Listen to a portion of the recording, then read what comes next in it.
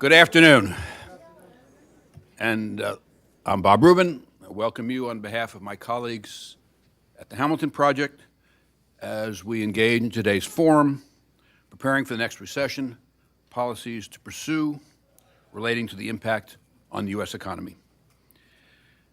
As we all know, our economy has been growing for roughly 9 years and is, roughly speaking, at full employment and full capacity. If you look at reported numbers, they suggest that the current rates of growth are somewhat above, actually quite a bit above, projected long-term potential. Preparing for the next recession as a consequence, at least I think, although there's no way of predicting when that recession may occur, is highly timely and hugely important. We're fortunate to have outstanding discussants to address this topic, including key decision makers in the 2008 response to the Great Recession. In keeping with Hamilton Project practices, the moderators will introduce the participants, both in the Fireside chat and then the panels. But as you look at the resumes, you can see we were fortunate in getting a truly extraordinary group. Today's topic, in my view, is one piece of the broad and hugely consequential question of what we should be doing with respect to the nation's fiscal policy. In that respect, what I'm going to do is pose a few contextual questions, contextual fiscal questions that I at least think are germane to the focus on automatic stabilizers. Prior to the Great Recession, our debt-to-GDP ratio was in the neighborhood of 35%. It's now projected to be roughly, well, not projected, estimated approximately 78%. And according to the CBO, if you use their current policy numbers, it rises to 103% in 10 years. During the Great Recession, as we all know, very substantial stimulus was used, rightly. But once the recession was over and we got back onto a solid track and now have reached roughly speaking, full employment, full capacity, we are continuing to run large deficits, estimated to be close to 5% this year, and thus ratcheting up our debt-to-GDP ratio rather than trying to reduce it in a time of plenty. It seems to me that a threshold question is whether our fiscal condition should be part of this discussion of automatic stabilizers and should be part of the decisions on automatic stabilizers, or that discussion and those decisions should be focused solely and exclusively on the automatic stabilizers. Second is the question of whether our rising debt-to-GDP ratio in good times is likely to have a meaningful negative impact on the effectiveness of stimulus when recessions start. And then we think the answer to that question is yes, or might be yes, should that affect our decisions on automatic stabilizers. A related question to that one is how much we think our debt-to-GDP ratio can rise in good times without materially affecting the impact of stimulus and additional deficits during recession. Fourth, will the focus on preparing for recession dampen what little bit remains of concern in our political system with respect to our fiscal conditions? And should proposals on automatic stabilizers have any provisions or measures or statements of intent with respect to how we will react once we get back to full capacity and full employment? And finally, and again relatedly, when recession occurs and we respond with stimulus, should there be some legislative measures, or at the very least some statement of intent, although that's obviously not binding, with respect to how we will react when we get back to full capacity and whether or not we will allow deficits to continue to ratchet up and debt-to-GDP ratio continue to ratchet up, or we will try to ameliorate or I guess redress would be a better word, redress the deterioration in the debt-to-GDP ratio, which would rightly occur during the period that stimulus is provided. One final comment.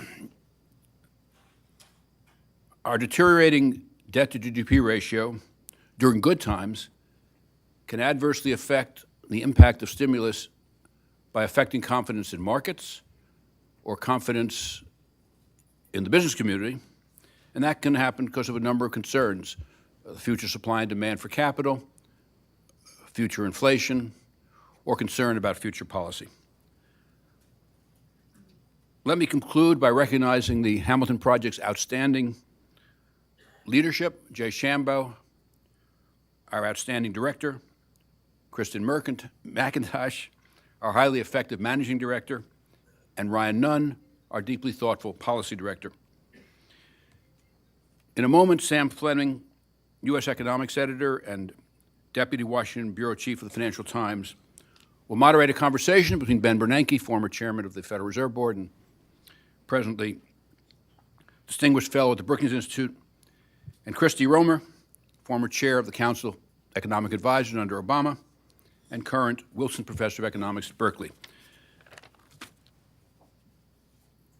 But before I turn the program over to Sam, I'd like to take a moment to remember my highly respected colleague in the Clinton administration, Alice Rivlin, who, as we all know, passed away on Tuesday. Alice was a public servant of the highest order, and she was a founding member of the Advisory Council of the Hamilton Project and made great intellectual contribution to its life through our life. I think Alice would greatly appreciate the discussion today. She was a fierce advocate of sound economic policy, once calling herself, and I quote, a fanatical, card-carrying middle-of-the-roader. Well, those of you who know Alice, that's what she was. But I think she had a very special meaning to that. I think what she really meant was that she was fiercely committed to intellectual integrity about policy and serious of purpose about policy. And it seems to me that we can all seek to emulate in our lives what Alice lived in her life. Thank you very much. Sam?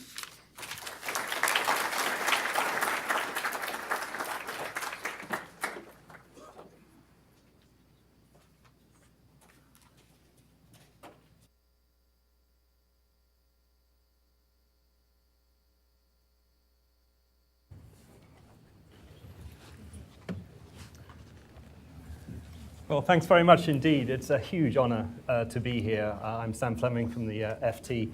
We have a phenomenal panel of people to discuss these issues. As we've just heard, this really is an extremely important time to be having this conversation.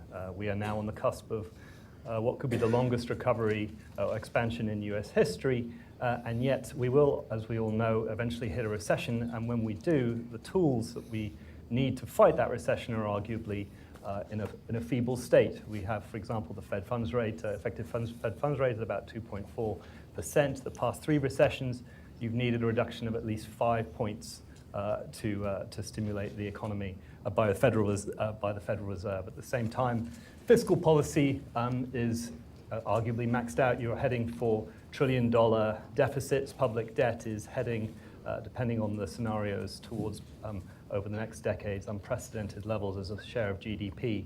And so arguably, at the same time, you have deadlock when it comes to fiscal policy, a reliance on continuing resolutions and government shutdowns. So arguably, a political backdrop which is not conducive, shall we say, to big stimulus programs and agreement across party bounds when it comes to fighting future recessions. As I said, we're extremely lucky. We have that rather grim scenario, and then 2 of the world's greatest experts in fighting recessions who are actually in the throes right in the middle of the previous one. Chair Bernanke was head of the Federal Reserve from 2006 to 2014. He was right at the heart of the financial crash and its outcome and the response to try and propel stronger growth afterwards. He's now at Brookings and is an advisor to PIMCO and Citadel. Christina Romer is a professor at University of California, Berkeley, was chairman of the Council of Economic Advisors right in the middle of the crisis at the beginning of the Obama administration, and was at the heart of the formulation of policies to try and fight the Great Recession. I'm going to start with Ben Bernanke. Chair Bernanke, the Fed obviously launched what was an unprecedented stimulus campaign right in the heart of the recession. Yet about 5 years after that, the Lehman crash, you still had unemployment rate of above 6%. It was a very slow recovery by any stretch of the imagination. If you look back at what the policies that the Fed put in place at that time, what worked and what didn't work? Why was it such a slow and sluggish recovery? Well, I think the more accurate description is kind of half empty, half full glass here. So it was a slow recovery. On the other hand, it's been going on now for 10 years. It should be the longest recovery in U.S. history. Also, the pace at which the unemployment rate came down, while slow, was fairly comparable to other recession recoveries in modern U.S. history. So it was not radically different.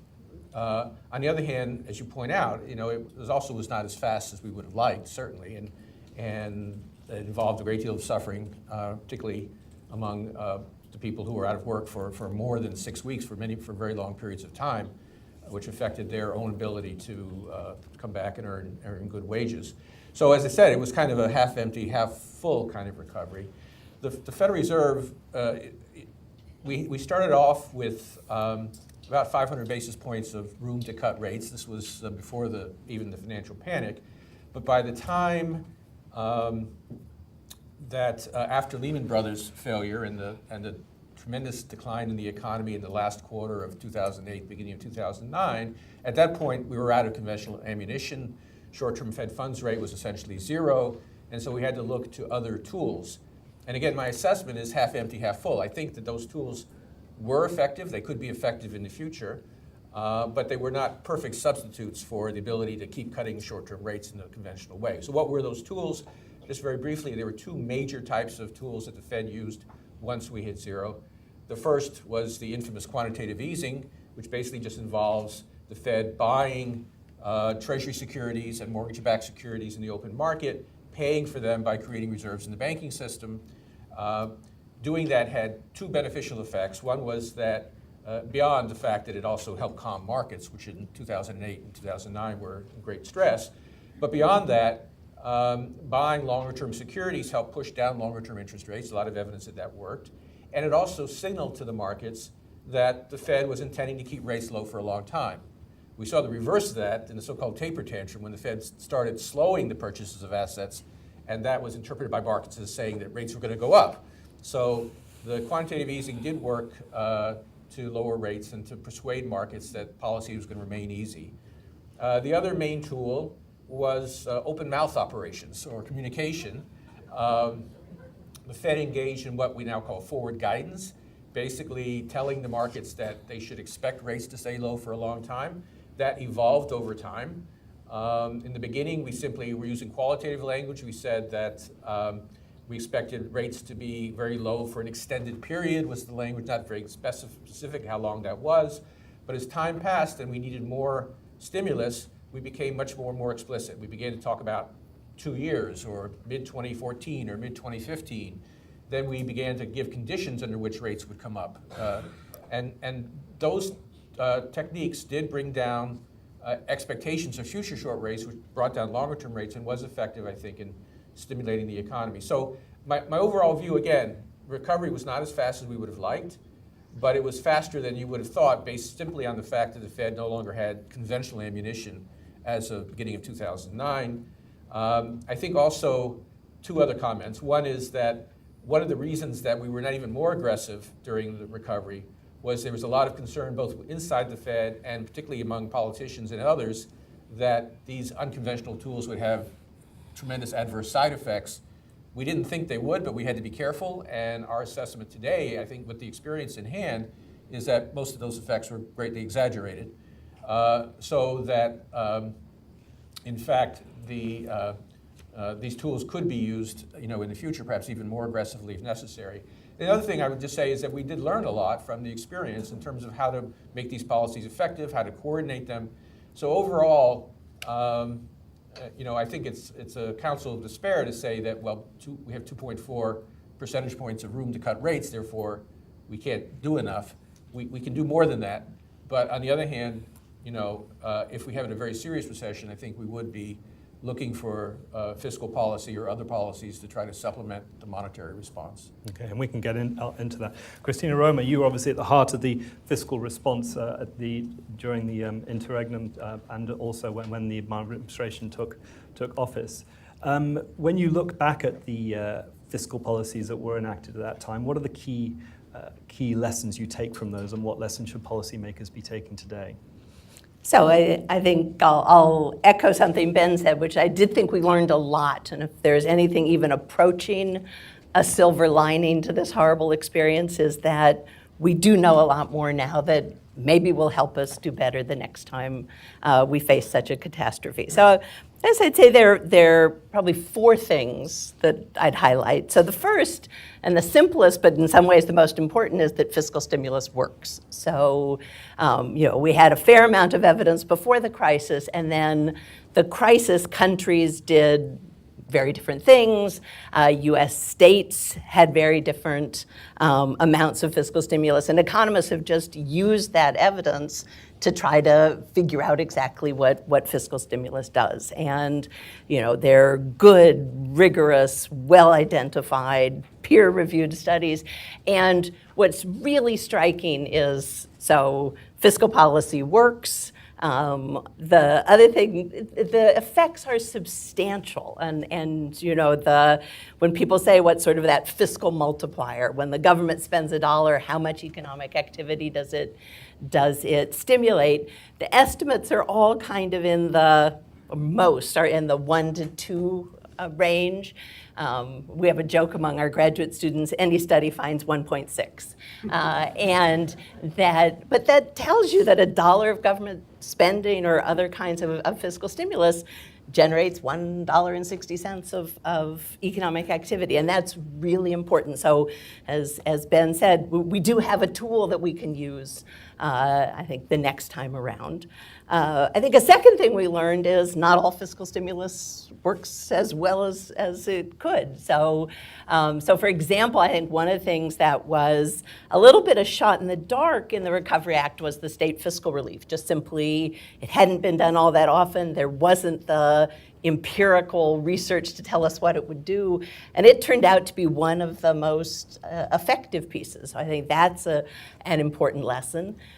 On the other hand, on the tax cut, we thought we were following good economic practice. We said, let's kind of convince people it's likely to be permanent. Let's just have it kind of slip into their withholding rather than a one-time rebate. And it turns out, again, the really good research says, most people didn't know they got one. And so that certainly would change my view of how we would do things going forward.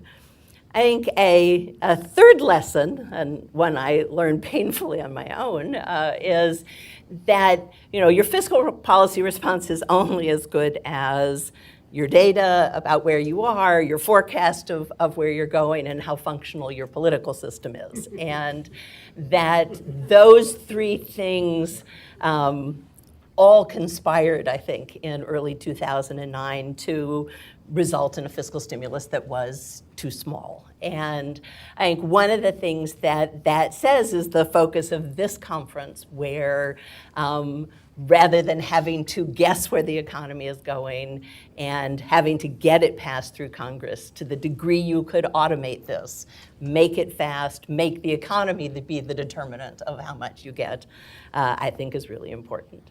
And I guess my last point is going to pick up on what Bob Rubin said, which is, I think one of the things, and this is coming from some research that I've been doing with my colleague David Bromer, is that how much fiscal stimulus a country does in response to a crisis depends on where they start. That we found in the crisis that countries that started with a low debt to GDP ratio did a lot more than countries that started with a high debt ratio. And whether that's because they were genuinely or rationally concerned about the market response, or that's the way policymakers think, it's a fact of life. And I think if anything, it's made me more of a deficit hawk in good times than I used to be, because I think I'm less worried perhaps than Bob about that fiscal stimulus won't work when you have a high debt to GDP ratio. I'm just really worried that countries won't do it if they start with a high debt to GDP ratio. So I think where that leads me is in thinking about fiscal policy for the next recession, you can't You also have to think about fiscal policy today, because I think getting our debt and deficit under control in good times is probably the single most important thing we can do to make sure we have this really vital tool in bad times. I mean, you mentioned the political constraints. Those were partly self-imposed by the Obama administration. There was a concern that the markets would revolt if the stimulus was too large. There could be an adverse reaction. You, I believe, argued quite forcefully for a larger stimulus and was actually enacted it. How could that have changed the trajectory of the crisis if it had been a much larger stimulus, and also one which had been curtailed less early? So I think, I mean, as I said, the evidence is so strong that fiscal stimulus does stimulate, and I think certainly the United States was not in a position where markets were not about to lose confidence in us. So if we had done more, I think it absolutely would have been much more effective. I think we would have gotten back to full employment faster. We would have done less damage to the labor force. All of those things. I think something I've heard Ben talk about is in many ways the worst part of this was sort of what happened in 2012, 2013, of when the economy was still so far from recovered. To move then to austerity was just really a shame, terrible policy, not what we should be doing. And I just find it the most cruel irony that we have a giant tax cut in 2017 when the economy did not need it, and we were desperately in need of it in 2011, 2012, and the political dysfunction really prevented it. And Bernanke, you, I mean, quite early on after the passage of the ARRA were raising concerns about the deficit, saying we need to think about fiscal policy going forward and getting back towards a balanced position. Were you too early in making that argument? And what do you think the curtailing of the fiscal stimulus, not only in the US but globally, was a significant factor in the slow recovery that we did see? Well, the Fed chairman's role in fiscal policy is a very subtle and complex one. So I testified before Congress 80 times, so you probably can find almost any statement somewhere in that transcript. And obviously there were various pieties you had to ascribe to, such as the fact that in the very long run, of course, the budget must be responsible. And also, of course, there was the constraint that the Fed, does not control fiscal policy, and therefore tried to be as balanced as possible, but not take the side of specific. When you go to Congress, congressmen are always saying, "Well, won't you advocate my particular plan to provide a subsidy to watermelons or whatever it might be?" And of course, you have to be as cautious as possible. But I think overall, I mean, maybe I'm just selective memory, but overall, I was concerned about premature tightening.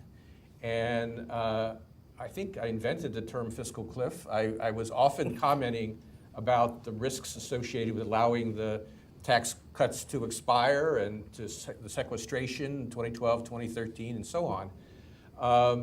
So again, caution because of my role, but I did believe at the time that, first of all, that the 2009 stimulus was very important, and that it was, if anything, too small. That was the view of some economists at the Fed at the time, and I certainly had those discussions. I was appreciative of the additional fiscal, even though there was no new package after 2009 of the same size and drama as the ARRA, there were additional steps taken, extensions and so on, which was useful. And I was concerned, very much so, about the general tightening. So in 2010, there was a meeting of the G20 in Canada where a number of finance ministers around the world were all talking about, particularly the Canadians, were all talking about, well, it's now time to begin this tightening process. And Tim Geithner and I pushed back against that, and particularly against the Europeans, who were, of course, even more austere than the inclinations of the US Congress. So, within the constraints of what the Fed chairman can say, I think I was generally in favor of continued fiscal support, recognizing, of course, that the Fed's ability to handle all this by itself was limited, and fiscal policy was an important tool for the U.S. economy. Well, guys, Sure. one of the things I remember Ben saying, which I think was exactly right, is right, at a time like 2011, 2012, when people were getting all this talk about the budget deficit and the debt to GDP ratio, the right policy is let's continue with the short run stimulus, whatever, but keep your eye on the long run, right? Yeah, and that's right. that is absolutely, that is a very sensible strategy, not to move immediately to contraction when the unemployment rate is still 9%, but rather to put in place a plan for how you're going to get back to sensible policy in good times. Now, the benefit, obviously, of automatic stabilizers is a lot of the political constraints become less relevant because these things kick in automatically, and your concern about where you are in the business cycle is less of a constraint. So there's the benefit. The problem with the idea of automatic stabilizers, obviously, we know budget policy in the United States is hopelessly deadlocked. Let me ask you both about your views on how you might go about, in the current context in Washington, making an argument for larger automatic stabilizers in the US, an argument which might begin to create sort of broader support and begin to change the way, change this deficiency, arguable deficiency in the way fiscal policy works in the United States. Christina. So I think you're raising a really important point, which is, I think many of us are saying, boy, the political situation is such, no matter how bad things get, do you really think Congress would pass another fiscal stimulus? I worry that same thinking is going to feed into getting any Congress to say, let's do a big automatic stabilizer. I was wondering if one could, might be a way to balance it, right? So to either, to tie moving to more aggressive automatic stabilizers to a long-term budget plan, or doing some difficult things that would, in some sense, be good for the budget. So I think that's probably, if I were to guess, what's a way you might find political consensus is to do something like that. So I guess this is going to, I've mentioned how good the state fiscal relief was, right? So as an emergency measure, if you wanted to do something like that in an automatic role, you could combine that with rules about what states have to do on their rainy day funds and things in good times, right? So to kind of be balancing that way, maybe you could get some political consensus that way. Yeah, I don't think you're going to get people marching in the streets demanding automatic stabilizers. But what you can do, I think what you hope to do maybe would be to use it as an additional argument in some cases. So for example, there's lots of interesting discussion about the earned income tax credit and how can we make that more effective. Clearly, and I was also CEA chair, but under President Bush, and we looked a lot at unemployment insurance and how that could be made, a better tool. So I think in the context of reviewing some of these various programs and tax programs and the like, the need for automatic stabilizers can be an additional argument to say, well, this has the additional benefit that it kicks in, in bad times and could be helpful. That's just one political reaction. The other thought was, and Christy introduced the idea of state and local governments. A big problem for the total fiscal impulse in the early stages of the recovery was that even as the federal government was providing stimulus, the states and localities, as their incomes, their taxes fell, and most of them facing balanced budget requirements, were cutting back quite severely, and that was very negative. I would imagine that governors and mayors who hold a lot of the political power in America, would be very interested in proposals that would allow them more flexibility to balance budgets over a number of years, or to have some kind of fund that the federal government would contribute to. If you put it in the context of improving budgeting at the state and local level, that may be one vehicle for thinking about this. You mentioned political opposition on the monetary policy side that you were encountering during that period. Let's cast things forward. The Fed, if we were to see a significant slowdown, would almost certainly have to think about unconventional maybe it's now conventional monetary policy once again. Do you foresee similar political constraints on the Fed next time, and does that give you concern when it comes to the Fed's ability to respond to the next downturn? Well, you have to think about it. I'm not terribly concerned. I'm not certain that this would be a big problem. First of all, the Fed's use of forward guidance, I think, is relatively uncontroversial, and the Fed probably could do a good bit of that without any kind of political reaction. The difficult thing politically was quantitative easing. There were a lot of concerns about, again, possible side effects, which so far don't seem to be at all evident. So that substantive argument, which, such as it was, doesn't seem to be there. It seems like a good reason, one of the reasons for opposition was simply Republican opposition to measures that were, supporting the recovery at that stage. Now we have the president, asking for quantitative easing. It's not, the politics is getting very confused. I think that the Fed would not be eager to jump right into quantitative easing because of the political complexity and because it involves operational issues as well. But I do believe that given the experience we had, given that not only the United States but other countries have used this tool successfully, given that the side effects that were predicted have not appeared, I think that in a significant downturn, I think the Fed would be able to and would be willing to undertake more asset purchases.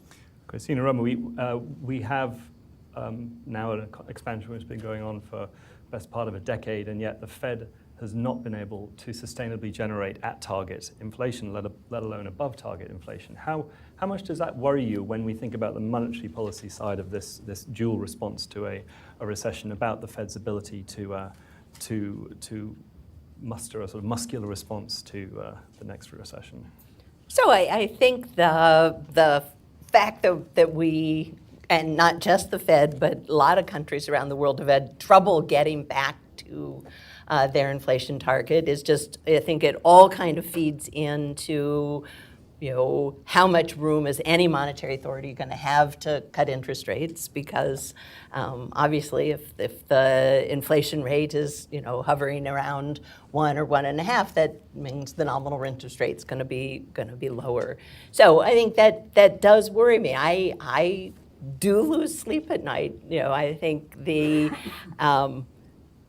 are going to enter the next recession with way less fiscal space and despite the evidence, way less consensus on fiscal policy. I think I might be a little even less sanguine than Ben on unconventional monetary policy, because I think I'd certainly agree that, say, QE1, right, when the financial system was a mess, I think that was incredibly helpful, right? And we do see those big effects on long-term interest rates. I think the subsequent rounds had less obvious positive effects. So I'm a little more worried that we're not going to have all that much, but maybe we haven't quite figured this thing out on the monetary side. So both of those make me really nervous about where we're going to go the next time. In fact, if I were going to add a third, something that really struck me from the time we were there is the degree of international cooperation. So that October, coordinated rate cut across many central banks, or the April 2009 G20, where countries pledged to, sort of all do fiscal stimulus. Again, I feel the current, relationship between us and other advanced economies is such, I worry we wouldn't see some of those same things. So I think all of those make me very nervous going forward. Chair Bernanke, let me ask you to respond to that point that Christina Roma has just made. We have an administration right now which does not appear to believe strongly in international cooperation. I think that's an understatement. Does that make it more difficult if we do have a crisis for the US to be at the heart of the kind of worldwide response that we saw from 2009 onwards? Does that give you worry as well? It does make it more difficult. There was a lot of coordination on a number of dimensions, including not just fiscal policy, but also regulatory policy and dealing with the multinational banks and all those complexities. I I think central bankers are kind of a special group in that they're not politicians and they tend to work together quite a bit. So I think that, at least at this point, I think the relationships among global central bankers are still pretty good, and that cooperation and coordination to some extent would still be possible. But I take Christy's point absolutely that one difference, don't overdraw this, but one big difference between 2000s and the 1920s, right? When the 1920s, when all this ended up in being a global depression, one of the differences was that the major powers in the 1920s were essentially at war with each other. In the early 2000s, we had a great deal of cooperation, great deal of goodwill. So that is an important element, particularly in a global situation like we faced a decade ago. I'm getting some great questions, by the way. So if you do have questions, please do fill out your note cards. Before I get on to these questions, one further question on monetary policy. The Fed is currently doing a major review of its framework. You've obviously, Chair Bernanke, made some comments on what you think the Fed should think about in future, the idea of a temporary price level target. It's fair to say that Jay Powell, the current chairman, has said that there should be a very high bar to changes. It seems unlikely that we'll see a change soon. Do you think this is an urgent problem, both of you, that the Fed should try and rework its inflation targeting framework in order to prepare for the next downturn? Well, I'm glad that they are thinking about it. It's certainly a good time to be reviewing that. And I do think there are probably improvements and clarifications that can be made. I don't think it's necessary to abandon inflation targeting in any radical way. But I think there are useful things that can be done in terms of defining what it means to hit the target, being clear about what circumstances, if any, you might want to overshoot the target to compensate for an undershoot, things of that sort. And I think those are the kinds of things they're likely thinking about in the hope that creating a stronger commitment to reaching the inflation target after a period at zero interest rates will create more confidence in the market that, in fact, the Fed will do what's necessary. So I think there's some interesting directions to go there, but I take Jay and Rich Clarett at their word when they say that they expect evolution, not revolution, that it's possible to modify the existing framework in ways that would make it somewhat more effective in a zero lower bound situation. I guess I would go further than that. I think especially, one of the things I find frustrating is many central banks around the world conduct these periodic reviews, and it really does feel like they all say, yep, we're doing it just right. And it does feel like it surely can't be the case that 2% is the magic inflation rate and just every country has discovered this. So I think there is room for more than tweaking around the edges, or at least really actually seriously thinking about revising the framework more aggressively, because I do think we're going to hit the zero lower bound a lot more going forward. I am more worried about whether quantitative easing is really going to work. I'm worried that we won't do fiscal policy. So I think we need to be really thinking, is there a way to make monetary policy a lot more effective? Let me start asking you some of the questions we've got from the audience. One combines the themes of monetary and fiscal, which is how do we ensure that the benefits of automatic fiscal stimulus won't be wiped out by a countervailing move by monetary policy? How do we ensure better coordination effectively between fiscal and monetary authorities? Christina. I think one of the striking things is that I don't feel that coordination is all that hard. If you think back to 2008 and 2009, it's like everybody was together fighting this crisis, and I find it very hard to imagine that if your automatic stabilizer is being triggered by a downturn, why would the Fed be counteracting it? So I'd be very surprised. That's especially the case if interest rates are at zero and, Yeah. and there's no room for further cuts. There's certainly no reason to offset the effects of fiscal policy, whether automatic or discretionary. Let's think about the coordination issue. I mean, you've in the past talked about the need for fiscal, in extreme circumstances, fiscal and monetary coordination, the potential for helicopter money. Do you think that there's a greater chance in future recessions that kind of response will be needed? No, I think that, on mature reflection, I think that the biggest thrust in that situation has to come from the fiscal side. The monetary policy can maybe encourage the fiscal authorities in some ways, but that in practice that you need to have aggressive fiscal response when you get to the point where both conventional and unconventional monetary tools have reached their limits.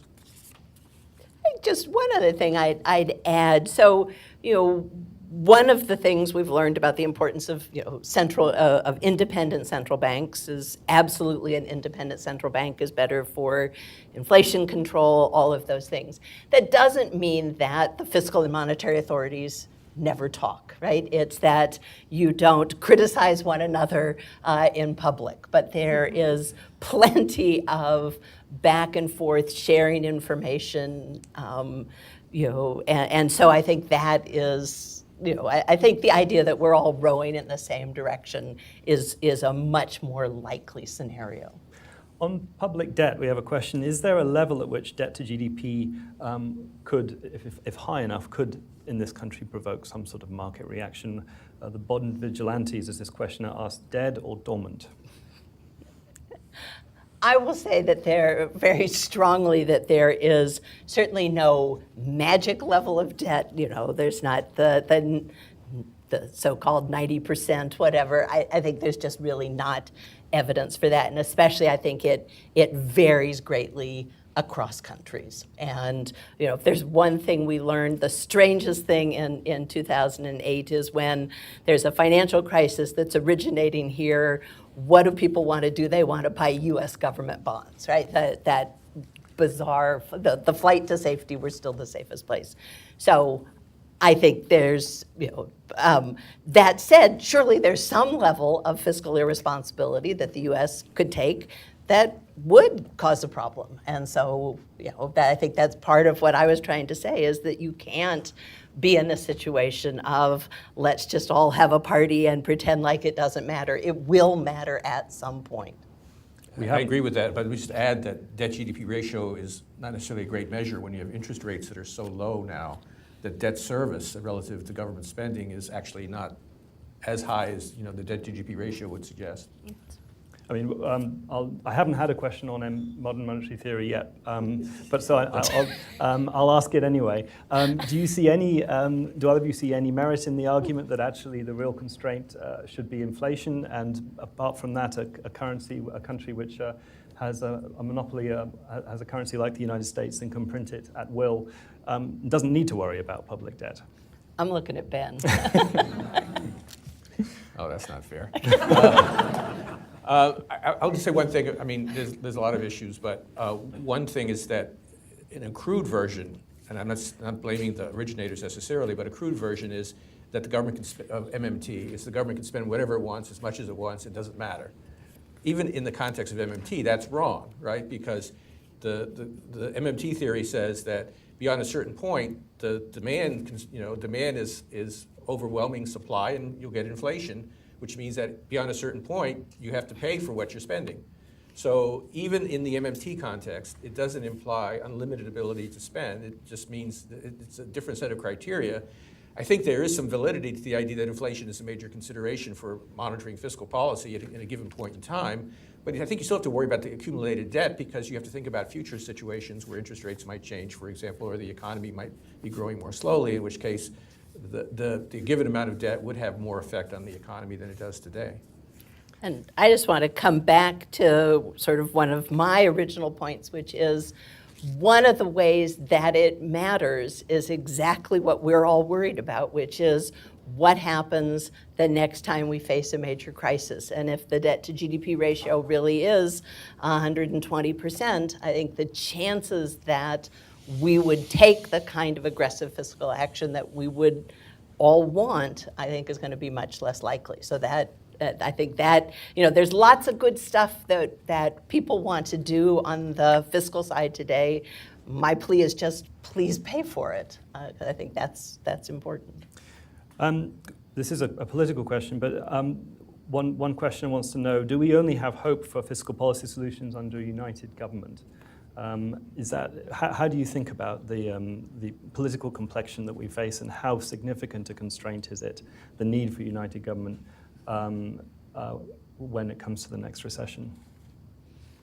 I don't think that's empirically true. I mean, there have been, there was a tax cut. The Bush administration also did a tax cut early, in the crisis, before we knew how deep the recession was going to be. So both parties, both divided and unified governments, have been able to do fiscal policy. I think it's a question of persuading people that the situation is severe enough that some action is needed. Of course, there'd be disagreements about the exact composition of the program and so on, but there were some votes, at least, for the ARRA from the Republican side, right? I don't remember exactly. I think 3 in the Senate. Yeah. 2.5. So so I'm a little more scared. I think that yes, in the past, I mean, I think if you go back to, one of the, certainly a place where I was naive in 2009 is in thinking that you pass a fiscal stimulus, you make your best guess of what's the right size, and of course, if it turns out that the recession is much worse, you'll do more. And one of the things we learned is that consensus, what we had thought was, everybody wants to help an economy when it's tanking, disappeared. And so I'm not sure that it will come back. What is the balance, this questioner wants to know, between the discretion and automation when it comes to fiscal stimulus? What is lost when we move towards more automated fiscal stimulus that you gain by having a more discretionary program to fight a recession, Christina? So I would guess I was trying to think about this last night, because certainly a number of countries had more, stronger automatic stabilizers in 2009, and they certainly, that certainly helped them. I find it hard to imagine that anybody would have strong enough automatic stabilizers that you're not also in a really extreme situation like 2008, 2009. You're going to need discretion. And so I think just realizing that we can make our automatic stabilizers better, stronger, faster, but I don't think it's going to get us ever, away from having to do discretionary in an extreme situation. And just observe that discretionary policy can perhaps match up the mix of programs according to whatever's, for example, if housing is a particular problem, then maybe the programs can be slanted in that direction. So there's some flexibility in discretionary policy that's not necessarily built into the automatic programs. When you think about part of the issue in this country is obviously the limited ability of states to stimulate via deficits. What kind of reforms at a state level would you, based on your experience last time around, what kind of reforms at a state level would you be pushing in order to allow greater discretion, at least in the state level, and not everything from having to come from the federal? So, I mean, one of the things I think Ben mentioned, which is, states, I think it is appropriate that states have balanced budget requirements, but you could make them a little more flexible. So rather than having to do it in a short period of time, over some, more extended period of time. It does feel like if we could, the rainy day funds, which is how states are supposed to handle this, would be a really good way to improve policy, right? So if in good times, states put more money aside so they had a lot more to spend in bad times, I think that would be a huge improvement. I've been trying to think, and I'm sure we'll discuss later, about how you could do the federal to state fiscal relief as an automatic stabilizer. I think one of the things you're gonna have to think about there is we don't want this to become, let's just make our states, the federal government takes all the downside risk. I think you do have to tie that to, they also need to be more proactive in good times. No, I think the federal government, if it could be found ways that the federal government could front states and localities to give them some flexibility, in the short run, that would be one way to do it. But I agree with Christy that it's important that states and localities maintain a long-term balance, but they need more flexibility than they have, I think. A couple of questions on monetary policy again. One is the issue of negative interest rates haven't been tried, obviously, in this country, has been tried in Japan and the euro area. Do you think, even if there is legal capacity by the central bank in this country to do negative interest rates, there's any political likelihood or even desirability for it to ever be achieved? Well, I think this whole issue is blown up by, rhetoric. It's actually not a very big issue in terms of monetary policy because the scope for cutting rates negative is not that big. And because those actions would likely be temporary, their effects on longer-term rates are quite modest. I think the Fed looked at this in 2010 when I was still chair, and politics, I think, is obviously a negative, but beyond that, we were worried at the time about the effects on financial institutions. So, for example, at the time, we were still remembering the money market funds and the crisis in 2008 when there had been a run on the funds. And money market funds promised to pay dollar for dollar their depositors back. And we were worried at the time that negative interest rates might make that hard and we might generate a new run in the money market funds. The Europeans, some of them are worried about their banking system and how negative rates might affect their banking system. So I think, the overall sense, and I'm certainly open to persuasion on this, the overall sense is that negative interest rates, where they've been used, have been a modest help, but they've also had some downsides in terms of their effects on financial institutions. I don't see much appetite in the Federal Reserve for doing this. I think they will focus on other things as well, but I think the novelty of negative interest rates has caused it to be a much bigger, debating point than it actually is, I think, a fairly minor component of an overall portfolio of tools that a central bank might have. I think Ben is exactly right, and it's at most a small extra tool, but I don't think it's ever going to be a big part of unconventional monetary policy. We're nearly out of time. What we've focused entirely on monetary and fiscal policy. There is one area we haven't touched on, which was absolutely central to the large crisis, which was the financial sector interventions. And your research recently, Chair Bernanke, suggested that financial heart attack effectively in Wall Street was fundamental to what went wrong for the US economy. Since then, there have been reforms which arguably restrain or reduce some of the discretion the central bank has to intervene when it comes to financial sector issues.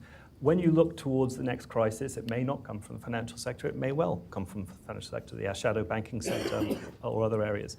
How concerned are you about the reforms, if at all, that have happened since the crisis and the constrained discretion? Yeah, I actually I've been more sanguine than Christina on a lot of these issues. On this one, I think that no one get behind me on this one. I've written some pieces with Tim Geithner and Hank Paulson about this.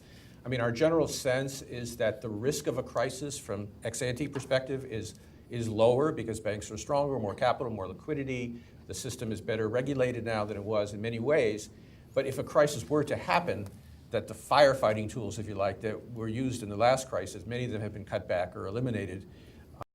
I'll give you a long list, and although there's still some questions about whether that could be made still better. And the other question is the designation authority, the Financial Stability Oversight Council.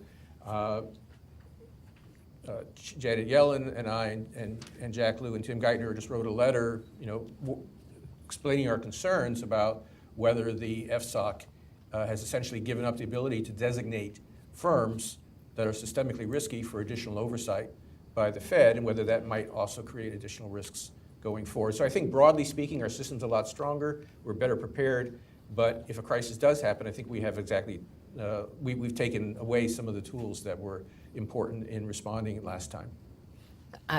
I'll agree again here. I won't say I'm as concerned as Ben, but I'm very concerned. I think the one thing I would add, so maybe it comes from, we've had all of these anniversaries of the financial crisis and sort of that kind of discussion, and And one of the things that comes up is that, I mean, absolutely the emergency measures that were taken were critically important. The stress tests were critically important.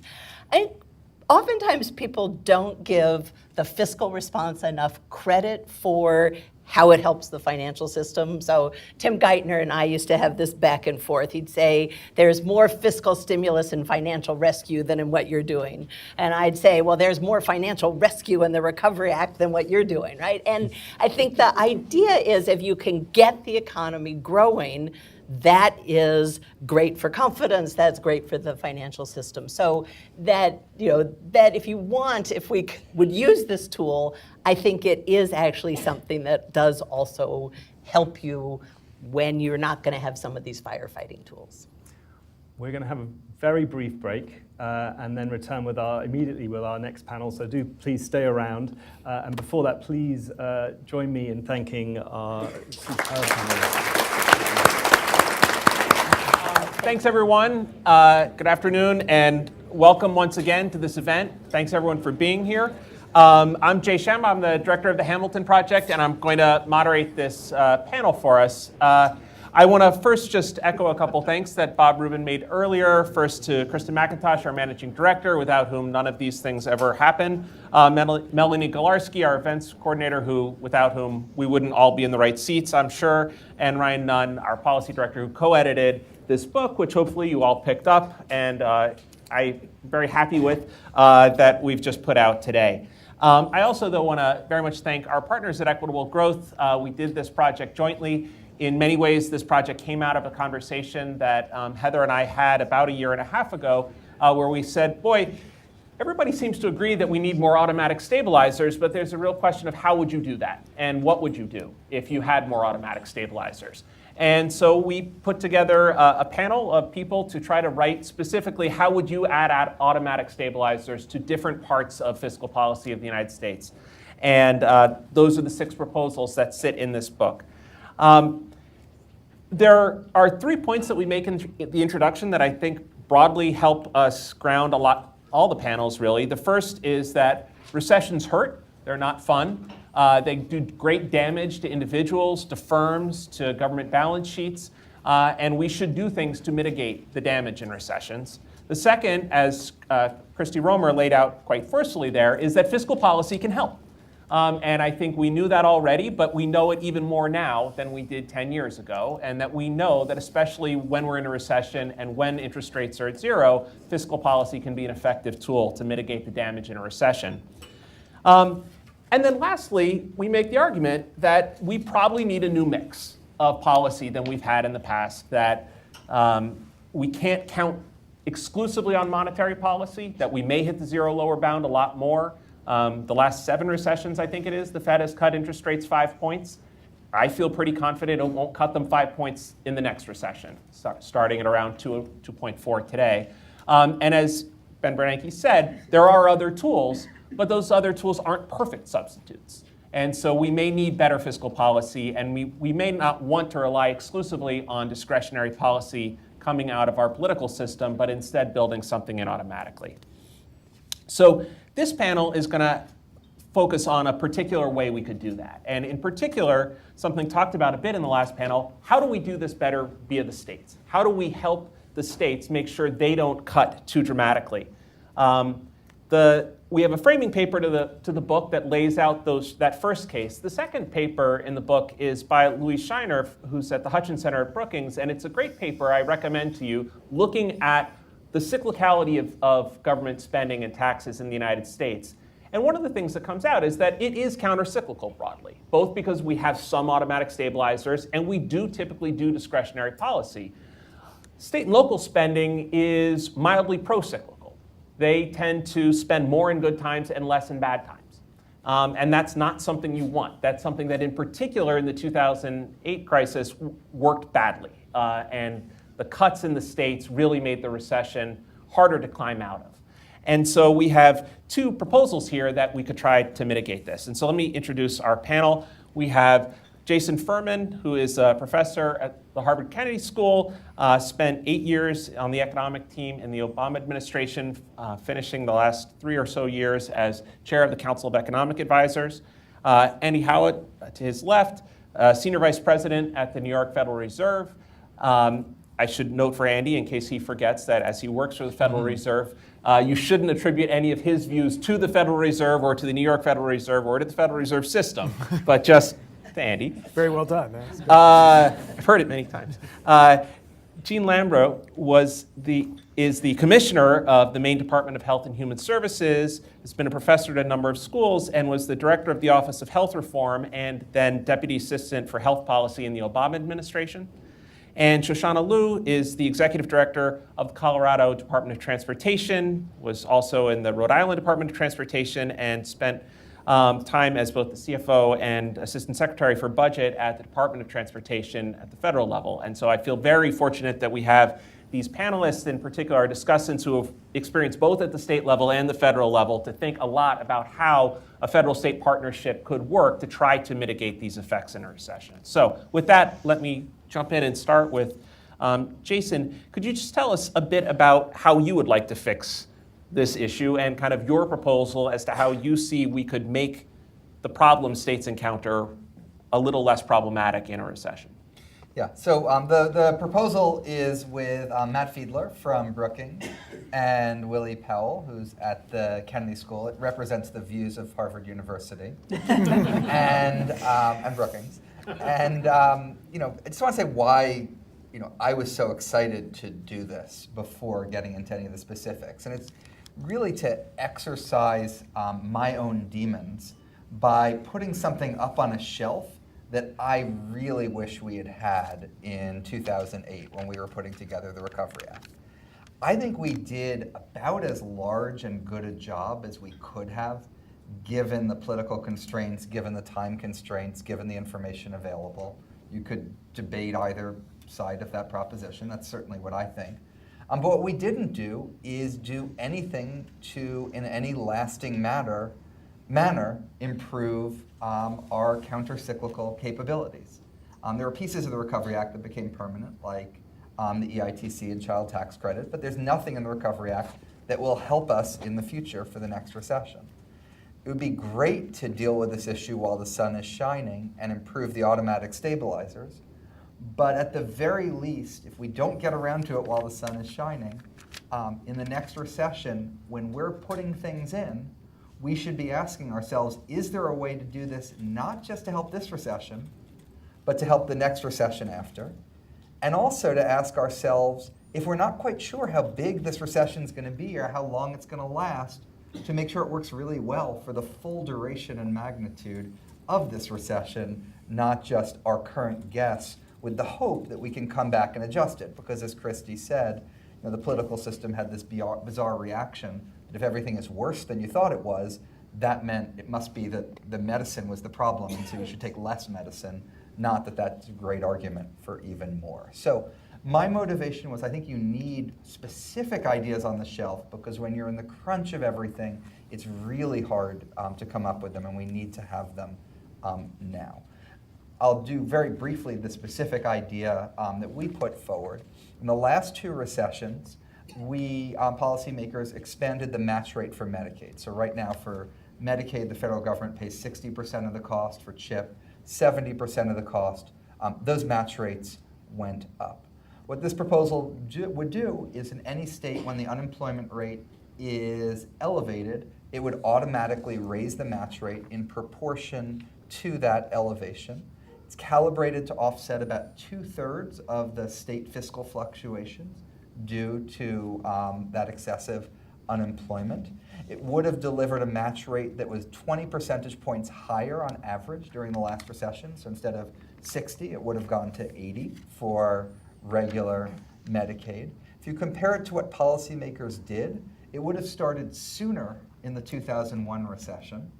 It would have lasted longer in the 2007 through 9 recession, and it would have been a lot larger in the 2007 through 9 recession, growing to as much as 0.6% of GDP, which is about 1/3 of the average discretionary fiscal stimulus we did over that 4-year period. So it's quite substantial. Certainly, I wouldn't just do this. There's 5 other proposals in the book, but it's something that is designed to trigger automatically. And the last thing I'd say is this precedent for doing this on a temporary basis.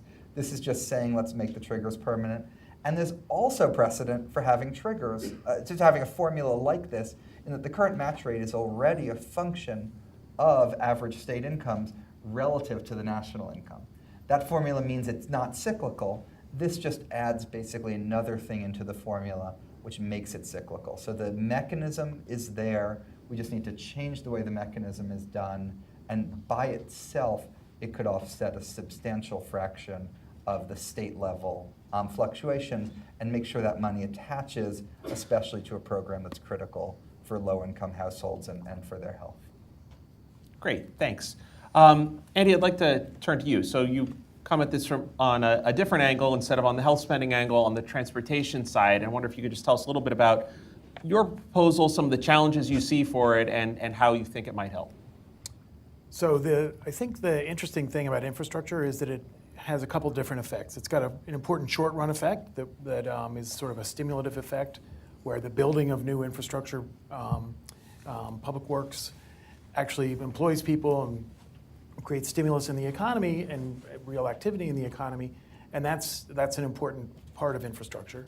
A second thing, and I think something that makes infrastructure different from other kinds of stimulus, is that infrastructure is a long-lived good that provides benefits well into the future, both maybe for firms and for households. And so that aspect makes infrastructure kind of a different animal when it comes to our many, I think, in imagining an automatic stabilizer that would exploit both of those kinds of benefits. So the first and maybe the most important is that to get good projects, they're going to have a good payoff for firms and households long into the future. You have to think hard about that. You have to plan for that, and that's not something that you can necessarily do very, very quickly. But in an emergency situation, in a recession, a downturn, you'll want to move quickly. You'll want to have the money go out the door very quickly. So figuring out a way to get the benefits, the long-run benefits, while at the same time doing it quickly is, I think, the major challenge that an infrastructure automatic stimulus, automatic stabilizer, or even any infrastructure stimulus plan would face. In fact, Jay and I sat on a National Academy panel where we were looking at the infrastructure, the transportation part of the ARRA, and this was one of the things that was sort of thought about is, you know, the money went out the door fairly quickly, but it didn't necessarily go to the projects that had the very highest benefit cost ratios for the economy. So that's an important challenge to overcome. So the proposal is to use an existing program focused, as Jay mentioned, on transportation to get the benefits both short run and long run. The idea of using transportation is twofold, really. First of all, transportation is a very large part of infrastructure investment, so it's important and consequential for the economy as a whole. Number two, and maybe equally important, there exist mechanisms already in place for the states and feds to interact, and the states play a very important role, of course, in the spending of infrastructure dollars, particularly in transportation. Having an existing mechanism for getting dollars from the feds to the states is very helpful. You don't have to recreate that in the crisis. So the proposal is to use something called BUILD, which stands for Better Utilizing Investments to Leverage Development. It's a federal Department of Transportation program that collects proposals from the states and decides which of those proposals to fund in any normal given year. And the idea of the program is to develop not just 1 year's worth of projects, but a whole catalog of projects that would last several years, perhaps 5 years worth of projects. So the states would provide the federal government under the BUILD program projects that could be spent out over the next 5 years, that would be started over the next 5 years, and that catalog would be built and would be constantly refreshed. The federal government would pay for this development of the catalog, so that the states would be able to keep their catalog up to date and refreshed. So there'd be this sort of list of projects that the states are hoping to undertake over the next 5 years. If a recession occurs and the SOM rule is implemented, where the unemployment rate rises enough, we will then, rather than just spend this year's obligation of money, bring forward future budget authorization to spend in the current year. So that'll allow you could say 5 years worth of money to come into the present, so that instead of 1 year's worth of authorization, we'd end up with 5 years in the first year, in the recession year. And then that money would be spent based on A, the speed with which the states could spend the money, and B, benefit cost ratios. So the idea is that we're looking for projects that will have substantial economic benefits in the long run and can be built quite quickly in the short run. So that's the way we can square the circle between this sort of short run stimulus and long run benefits. Ultimately, after the recession begins to ease, we can start to think about trimming future authorizations such that the aggregate amount of spending doesn't have to go up by any more than is desired. Rather, the timing of the spending is what really changes. Great, thank you. So, Gene, I'd like to turn to you and just think a little bit about some of the challenges that states face, and you saw this from the federal perspective, obviously, that states face in a downturn, making it hard to kind of meet their health spending obligations that they have, and can tempt them to make cuts when they maybe shouldn't, or we'd rather they didn't, and how you see a proposal like this helping. Sure. I want to begin by saying that the state of Maine has a strong and healthy economy. There is no recession on the horizon. And we do, however, take fiscal responsibility seriously. Governor Mills, just this week, when we proposed what's called a change budget, we found that we had more revenue in our most recent revenue forecast. So she used that, among other things, for 2 actions. First, she added $20 million to the existing amounts in the Budget Stabilization Fund. Second, she added to a one-time reserve we created to ensure that the Medicaid expansion is affordable. We have allocated we have a fund that allows the expansion costs to be 20% more than projected without going back to the legislature to seek general funds, even though we are on track to be below our projections. Expanding Medicaid, though, was the first action the governor took when she took office. This is a reversal. The previous governor vetoed the expansion 7 times and then did not implement the ballot initiative that required the state to expand Medicaid. The rationale that he put up almost every time was fiscal responsibility. It's irresponsible to create this long-term drain on the economy by expanding Medicaid. And indeed, at one of my hearings, I got the question, why would you expand Medicaid when we could be on the brink of a recession? You're just expanding coverage to all these people, and you have to cut them all off if there's a recession in Maine. And my answer has been that the expansion is the last thing you would want to cut in a recession. It is funded at 90% federal matching payments. So for every dollar you cut in state general funds for Medicaid, you lose $9 in federal funding. Equally important, in Maine, there are about 21,000 people who have been covered to date. 53% of them are men, and the largest age group is 19 to 29. That's the age group that are most likely to lose their jobs and lose their health insurance and will be in greatest needs. And it is interesting, while it should be the last thing a state does in a recession, which is cutting the expansion back, it's probably the first thing that states like North Carolina should do, because it would immediately bring in, again, $9 for every $1 that the state invests. But I bring this up because it illustrates why I would argue this needs to be federal rather than state. State legislators often disproportionately focus on that marginal state general revenue dollar, not necessarily looking at the federal dollars or the broader economic impact. There's 2-year budgets, not 10-year budgets. We don't even project whether or not there's going to be, different fluctuations in the economic cycle very far out because of the nature of our budgeting. And I would argue that in a world in which you're comparing short-term needs to long-term potentialities, there's going to be always a preference for the short-term needs versus something that may benefit the state in the long run. And I would like to talk just for a second about why Medicaid FMAP proposal versus others. And the book is, I think, quite interesting in looking at infrastructure, TANF, et cetera.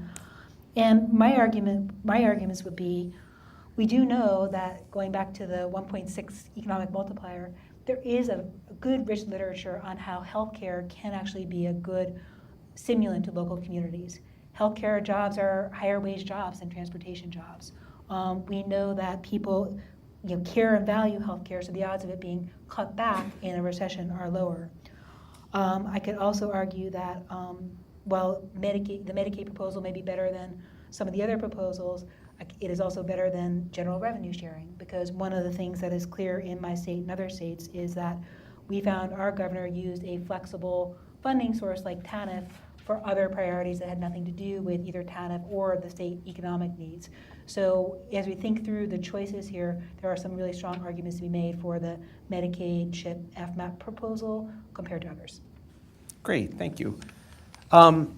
So Shoshana, you have this very unique perspective, having watched how the federal dollars going out affected states' behavior on the one hand, and now working in two different states, thinking about how the federal dollars coming in affect the state. And so I'm curious just how you think about the challenges state DOTs face when there is a shortfall in revenue coming out of user fees and things like that, and how a program like this might work or how it might help or not help.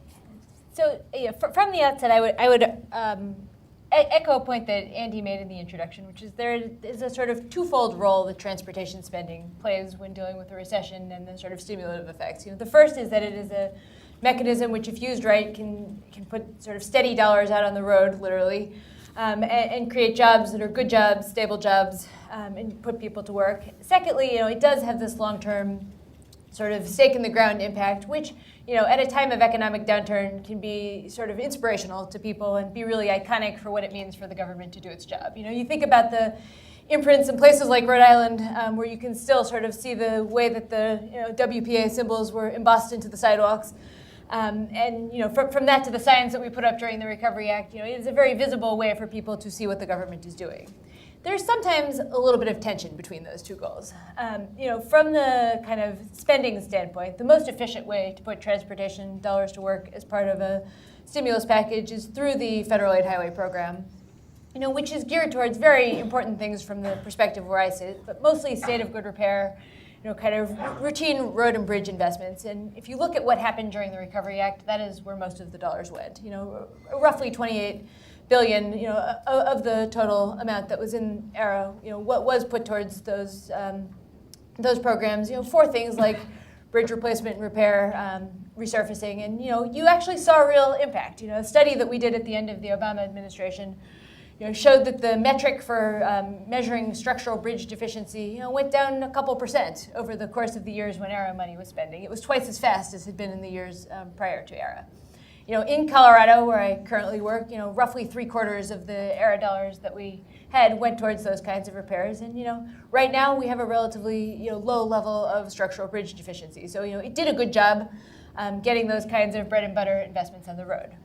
At the same time, there is a desire to have these sort of transformative investments that make a long-term impact in what the economies look like. And, you see case studies where it worked great and where it did not. To just show a brief study in contrast, in Colorado, Denver Union Station, I think, is one of the iconic projects that sort of shows what a Recovery Act investment could do to, reinvigorate a downtown and transform an urban community. And, it was tremendously successful, and it really does have that impact that was hoped, and it was complete by 2014. By contrast, the California High-Speed Rail project, which was one that a lot of us put a lot of time and effort into during the Obama administration, has not yielded the sort of current impacts that I think we would have hoped. One kind of tangible difference between those two projects is what the state of readiness was at the time of ERA. Denver Union Station had all of its permits, it had a private partner lined up, and its timing relative to when the recession hit was sort of phenomenal. The California High-Speed Rail project still does not have all of its environmental clearances, and I think that speaks to the point that you raised in the paper about what it means to build that pipeline, from the time when it's good to the time when you need it. And I think that's a tremendously powerful recommendation, and really echoes, the way that we view transportation at the state level. Coming in at the beginning of a new administration, where one of the first things that we're doing is taking a strategic look at what is in our pipeline. Talking to people across the state, not about how you pay for it, but about what you pay for and how to build, that kind of pipeline of investments that solve what the communities need, whether it is state of good repair or the sort of transformative investments. I think where there's a question to be had, and where I might take a slightly different path than is recommended in the paper, is whether something like the BUILD program which is run kind of through a selection process that is guided federally to the states, is the fastest way to put money in the ground. It's not the fastest, and where you stand is where you sit. That program, from the federal level, has the way to inform specific projects and enact transformation. From the state perspective, it's a bit of an inefficiency. It is faster to go through the programs that kind of net out money directly through a formula to states, and then the discretion is at the state level. I think there is a world where you could do a hybrid approach, where you kind of push that planning process and then put a little bit more of the discretion to states about how it is that you select the projects against those. But I think it's a very healthy conversation to have about the difference between how much you want the transformation versus how much you want to get the dollars on the ground, responsibly, but in the fastest and sort of most efficient way possible from a project perspective. Great, thank you. I want to ask a few general follow-ups to the group and kind of go down the line just kind of quickly with how you see them. And so one question is just, why do any of this in this way, right? So if we think we need more automatic stabilizers or more fiscal stimulus, why can't the federal government just spend more money or do more tax cuts or give more money to individuals? Why is it useful to go through the states at all? Like, why should we bother with these formulas and these things? Why not just push more money out the door? And so maybe we just kind of run down the line this way. Andy, yeah, I mean, I think it's sort of a principle of fiscal federalism, and Shoshana just pointed to it, that the states are going to be aware of the highest value projects. They're going to know the communities. They're going to know where the dollars will do the most good. And so that's one, and they play an important role for that very reason. So, states are going to cut back a lot in recessions, and we want to avoid those cutbacks for macro reasons. You could do the macro thing just as easily at the federal level or the state level, but also because we care about the services that those states are providing, and we care a lot about Medicaid. The second reason is that states don't have an incentive to effectively take into account the spillovers they have on other states and nationally in setting their fiscal policy. By giving them money, in part, you're helping just make it easy to spend more, but we're also changing the price of their spending, effectively reducing the price of their Medicaid spending, which would lead them to spend more or to cut back less in a recession. And so you won't have the situation that you have right now in Medicaid, that when a state cuts its Medicaid, it's not just hurting its own citizens, it's effectively cutting federal spending too, because it loses the federal match. And so it's creating an even bigger contraction when it does it through that program. So I think state fiscal relief is a good idea in general, and targeting it in a way that is a program we care about that also lowers the price of state spending effectively during that time is a particularly effective way to do it. Jean? I'll just add 2 points. We were talking recently about why Medicaid versus Medicare. One could imagine doing a Medicare countercyclical, but going back to the shared risk, you at least have states who are not going to be that interested in significantly increasing its provider payments or its activity in healthcare if it still bears some fraction of the costs, versus providers who might, in a situation where it's a Medicare funnel for those resources, have some sort of behavioral effect. But the second is that it does actually have the twofold effect of protecting existing spending, but also freeing up some amount of state revenue. So it is a mix of mostly constrained how the resources would flow, but also frees up some revenue that states can use in their discretion. In the infrastructure space, almost none of the kind of on-the-ground work happens at the federal level. It all happens either at the state level or, oftentimes even at the local or county or municipal level. And when you think about how the jobs are created and where the sort of trickle down is from the money being appropriated to the point where it actually creates a job, it is usually in the transaction between the procurement that occurs between the state or even the locality, and the firm that will actually perform the work. So, from a practical perspective, you wouldn't be able to do it except at the state level. Great. I realize, despite having written in my first note card in huge letters Q&A, I forgot to mention once again that if you have questions, we've got staff going around. Please they'll collect the note cards and pass those up to me for a few minutes from now. Second question then, if we think it makes sense to push some money to the states, why try to target it in these ways, right? Why tie the states' hands in any way? Why not just hand them cash effectively or write checks to the states? If we're worried about the budget constraints they're facing and that they're cutting back too much, why try to force them to spend either on transportation infrastructure or on healthcare, why not just give them money? So is there a reason to do it with these constraints? Well, there are a couple ways of thinking about that, I guess. I mean, one sort of standard economist way to think about that would be, well, it doesn't really matter whether you target or not. They're going to take it as cash and they'll spend it however they like. But it turns out that there's a little bit of evidence, quite a lot of evidence, that the money sticks where it hits, so to speak. So if we want to stimulate transportation spending, and I would say there might be reasons why we would, then giving the money as transportation money should help to accomplish that goal. One of the reasons why we might want to do that earmarking, if you will, is because transportation spending has a particular targeting that could be quite valuable. Construction is a very cyclical industry, likely to be lots of job loss in a recession. The wage profile is such that it's a group that most likely will have relatively high marginal propensities to consume.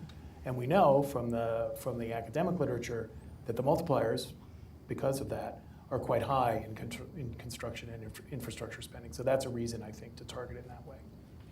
Yeah, I think partly there's a political argument. You know, when we were putting together fiscal relief in 2008 for the stimulus, we originally had it as just unconditional state fiscal relief.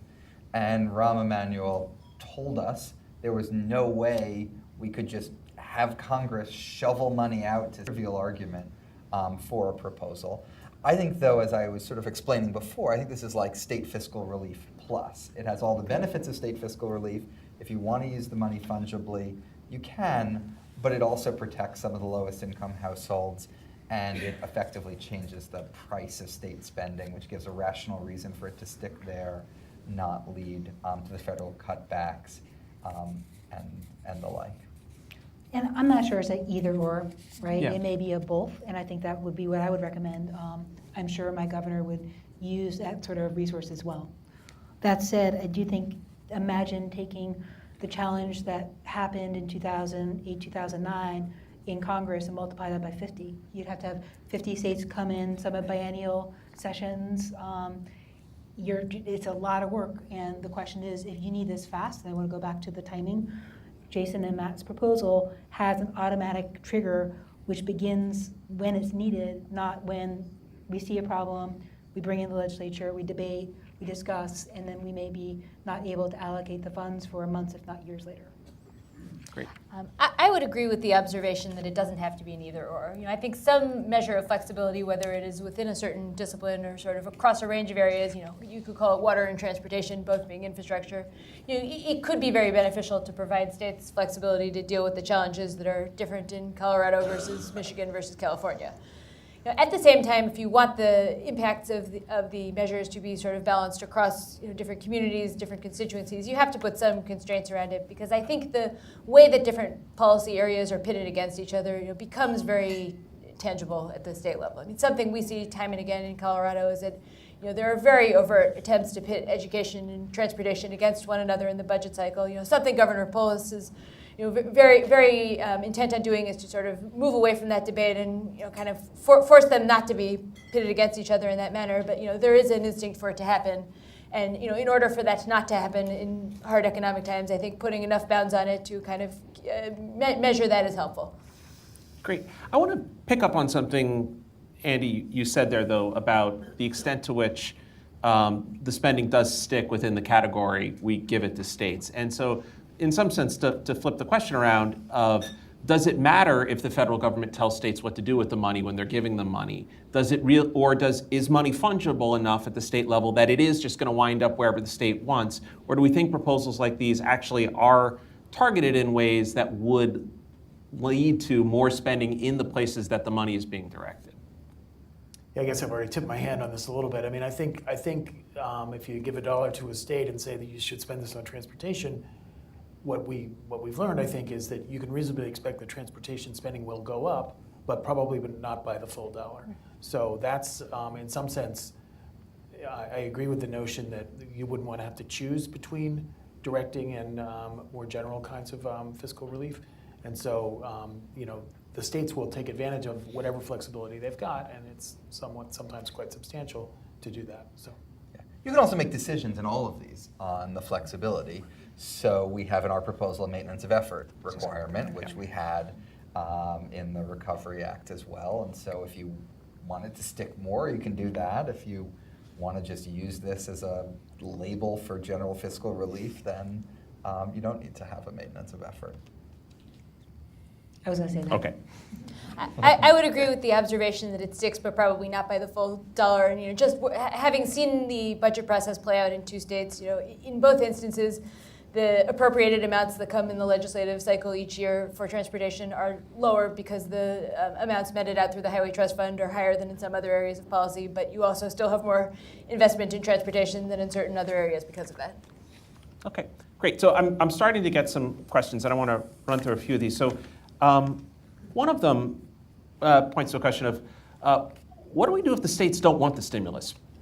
Right, so we saw that. I mean, it's possible, right? There are some governments or some people who don't think, despite all the evidence that we see, that fiscal spending in a downturn is effective. There are some people who don't want to do it, and so how would that work? I'm curious. First, Andy and Jason, in your proposals, do you see that as a binding constraint? And for the 2 people who actually work in a state, is that a relevant concern, or actually you also probably both faced it at the federal level? So I think that in general, states will have lots of transportation projects that they're the former.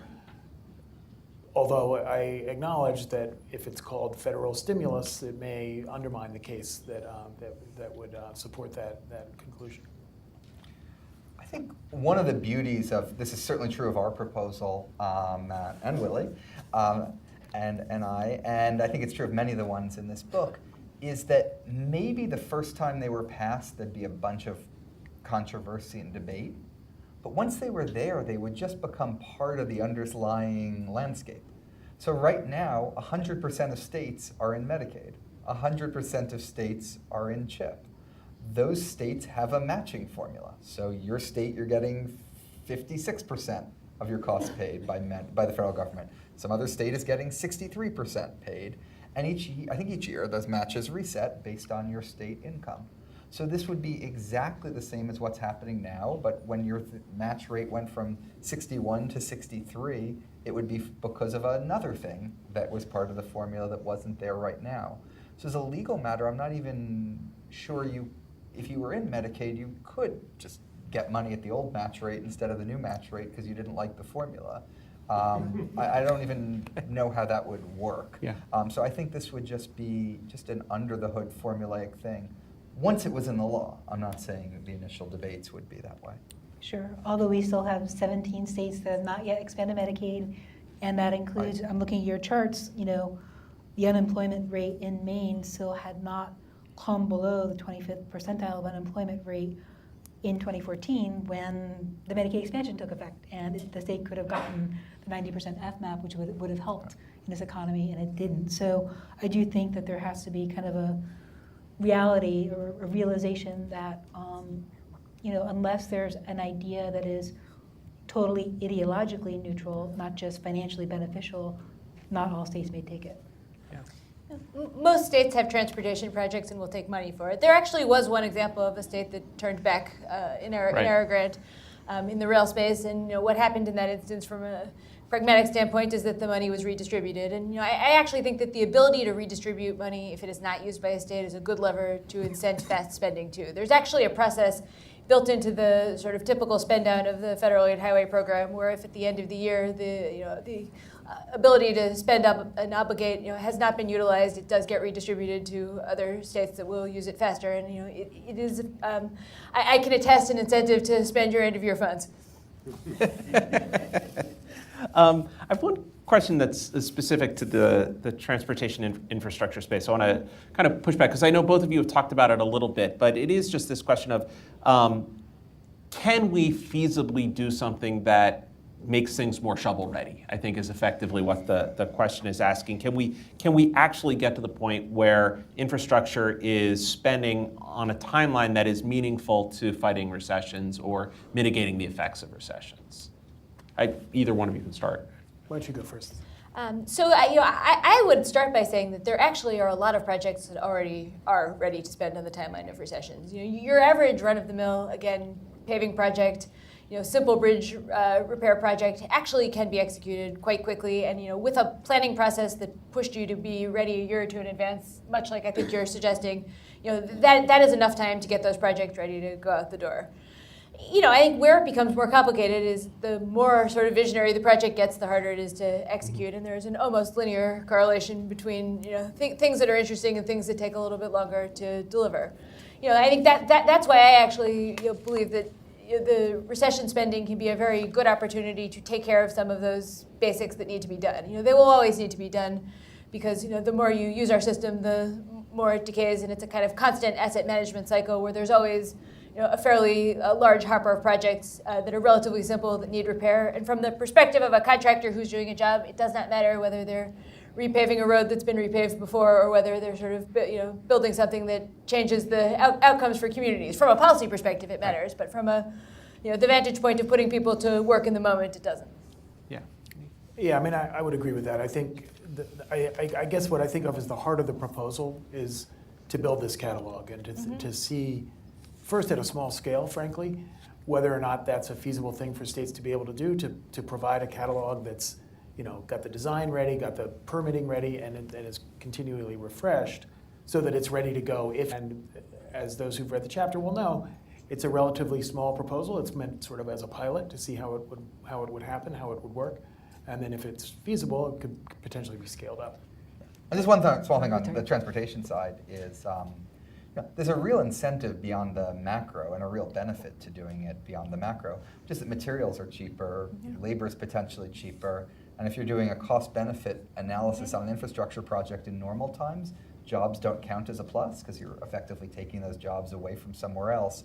In slack times, those are net new jobs, so they're a plus also. So this is just a really good time to do projects. The problem is, how do you get the money to do them? Well, if you know the money is coming, this is a great time to do projects. I think there would be a substantial incentive to have them ready. Yeah. I'm just saying a quick note about state government, which is, and I think we experienced this in ARA as well, which is this concept of shovel ready was not just applicable to transportation, it was everything we were thinking about. And creating something new, designing it, putting out a request for proposals, going through a procurement process, doing rulemaking, and hiring people adds considerable time to any of this activity. I'm discovering this trying to spend expiring funds for opioids that we're just trying to get out the door. So that's something we underestimate, I think, when we're designing federal policy.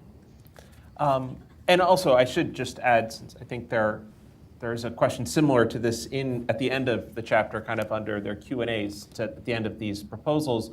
Andy's also pointed out, you could think of in a really deep recession, a really long recession, it's not the worst thing if this is still spending out over a couple of years, just because we probably still want some activity, not kind of with a cliff. And in the transportation space, that is what happens. An interesting point of data about how the ARA transportation money spent down is that it spiked in 2009, but it didn't spike all the way up. It's basically there was measured spending roughly from 2009 through 2014. So we injected it once, but it measured itself out, and it did spend down on that longer time frame.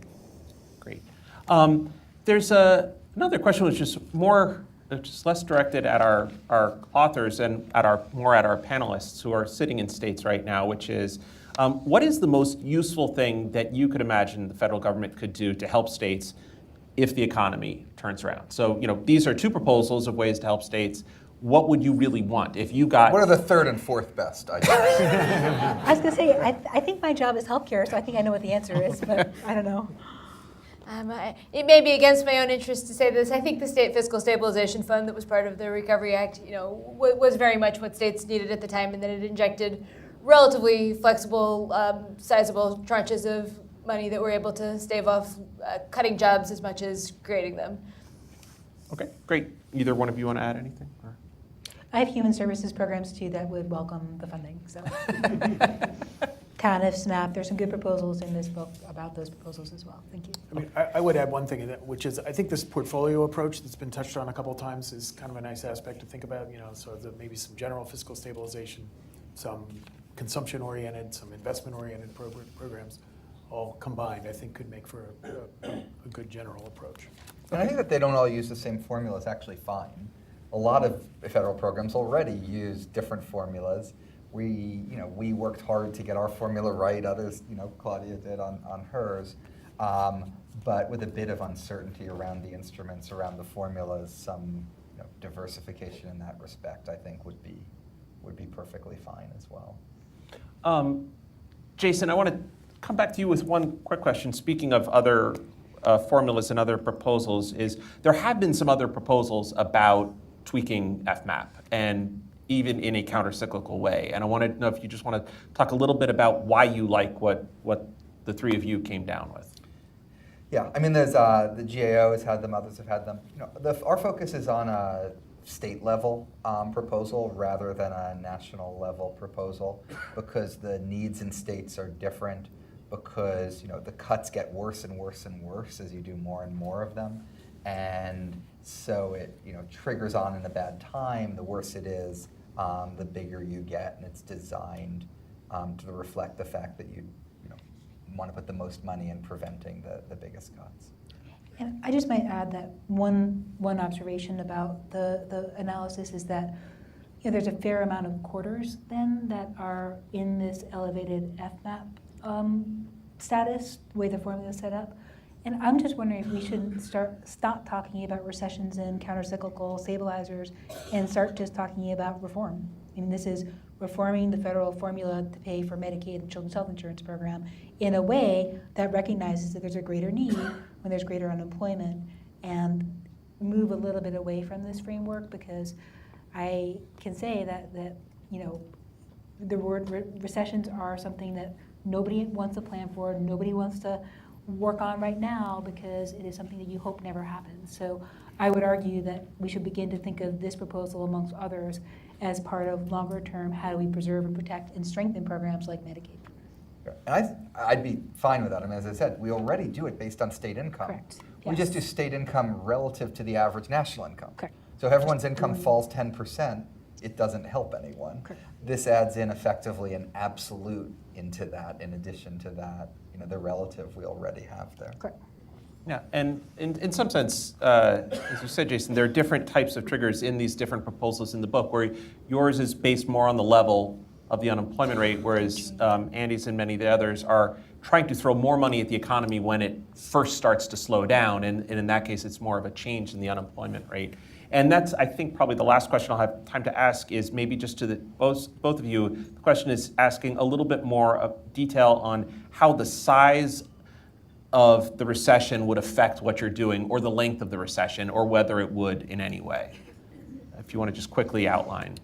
So the proposal is designed such that it'll have this sort of initial effect once the unemployment rate begins to rise in a significant way.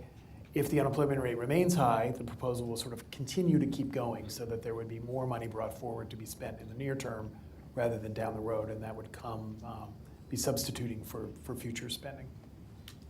Yeah. Our proposal is basically proportional to size, and it would last quite a long time unless the recession went over 15 years, at which point the trigger would reset and we'd need to pass a new law, and probably a lot of other things too.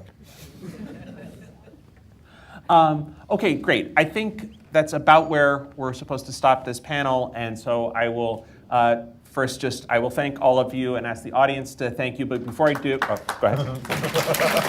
I'm Karen Dinan. I am very pleased to have the honor of having a conversation with Claudia Sahm about her piece on providing direct stimulus payments to households in this really terrific volume on countercyclical fiscal policy.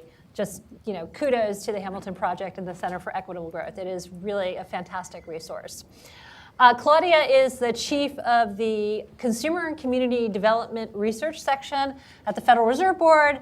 I assume the same disclosure applies to you, that you're speaking for yourself and not necessarily the views of your colleagues.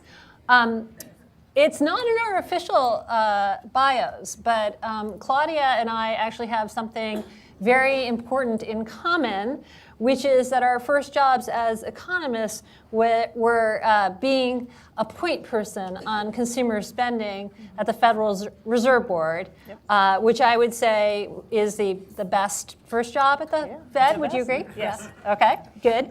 And it is the best job because you get to, you're following consumers on a day-to-day, if not hour-to-hour basis. You are just immersed in the data and in the research as well. And so there's really just no better way to kind of understand kind of the forces that influence consumers than through this job. I felt like I came out of it just having a real appreciation of the importance of both kind of positive and negative developments for consumers and just kind of how they change their lives. And in turn, that just gave me such a sense of the human toll of a recession. I think as a macroeconomist, I'd been trained to say recessions are bad because we lose output. Output is low relative to potential GDP. But I think when you're working so closely, thinking about what's going on with actual people, you really gain the appreciation for this. And I think also, kind of relatedly, I just had this acute sense of just how bad it is when adverse things occur to people and businesses in this economy that might have been preventable. Okay, so that's really where this paper and all of these papers come in. So Claudia, let me start you with some questions. Yep. So if you could just start us out with kind of a broad-based or broad brush description of your proposal. Okay, great. Thank you, Karen, for doing the conversation. I'm very excited about today. So I'll touch firstly on some personal context, since you mentioned this, like starting out working on consumer spending. And in fact, my very first year at the Fed was when the Great Recession started. So I very much learned covering fiscal stimulus and understanding its effects on the economy, and then that turned into myself doing research on it. So I feel like this proposal and getting to work on it really was a chance to reflect on a lot of those experiences. And I totally agree that it was really heartbreaking to just see what was happening in the economy and to know that there are people behind that. So, but in terms of the proposal, so at just a high level, what I'm proposing is that we have direct payments to households that are made automatic. And in the case of a severe recession, those would be repeated annually until the recession subsides. Great, terrific. So let's just get kind of more concrete so we can get our minds around this. So we've used these sorts of payments in the past on kind of an ad hoc basis. So I think the last time we did this was in 2008, is that right? Okay, so can you just, to be concrete, like how would your proposal, how would it kind of play out if we had it in place then? How would it compare with what we actually did? Right. Yeah, and so I want to be clear that the proposal is very much grounded in what we've learned in 2008 with the stimulus payments. There were also similar payments in 2001. And so I really am trying to build off of what seemed to work. And then there was other stimulus that happened during the Great Recession. And so when I think about what this proposal looks like relative to 2008, I mean, there is the point about this would be automatic, and so building up the administrative structures to do this kind of payment would be very different if you can look ahead. And I will say the staff at the Internal Revenue Service and Social Security did Herculean efforts to get those payments out as quickly as they did, and hopefully with some planning that could reduce the burden on them and give us some opportunity to think about more broadly which households or individuals could receive the payment. But if you just kind of line the two proposals up, which I do, or the proposal along with what happened in the Great Recession, which is in the chapter, the first year, so 2008, would have actually looked pretty similar. In my proposal, the way that these payments would trigger, it would have been like in April of 2008. In fact, the 2008 stimulus payments were authorized even earlier than that. But they went out in like May and June primarily, and I think if the administrative systems are in place, you'd see a similar timing with this proposal. And I also think that it's very important, having learned from the 2008 that this is a large stimulus, the payments are substantial, and so in a lot of ways, So can you just be more explicit? What do you mean by large, and how Right. big were they in 2008? Is that roughly what you're getting at with your proposal? It is roughly. I think one of the things that I stressed with the proposal is I think it should be, this is trying to stabilize the economy, so it really should be anchored off of the size of the economy. So in particular, the proposal was a percentage point of aggregate consumer spending, which is The typical recipient. Yeah, so in terms of to households, you're something in like the 500 to 600 per individual. Obviously for a couple that would be more. And then there was a feature in 2008, which is also my proposal, that for dependent children, you'd kind of increase those payments. Mm-hmm.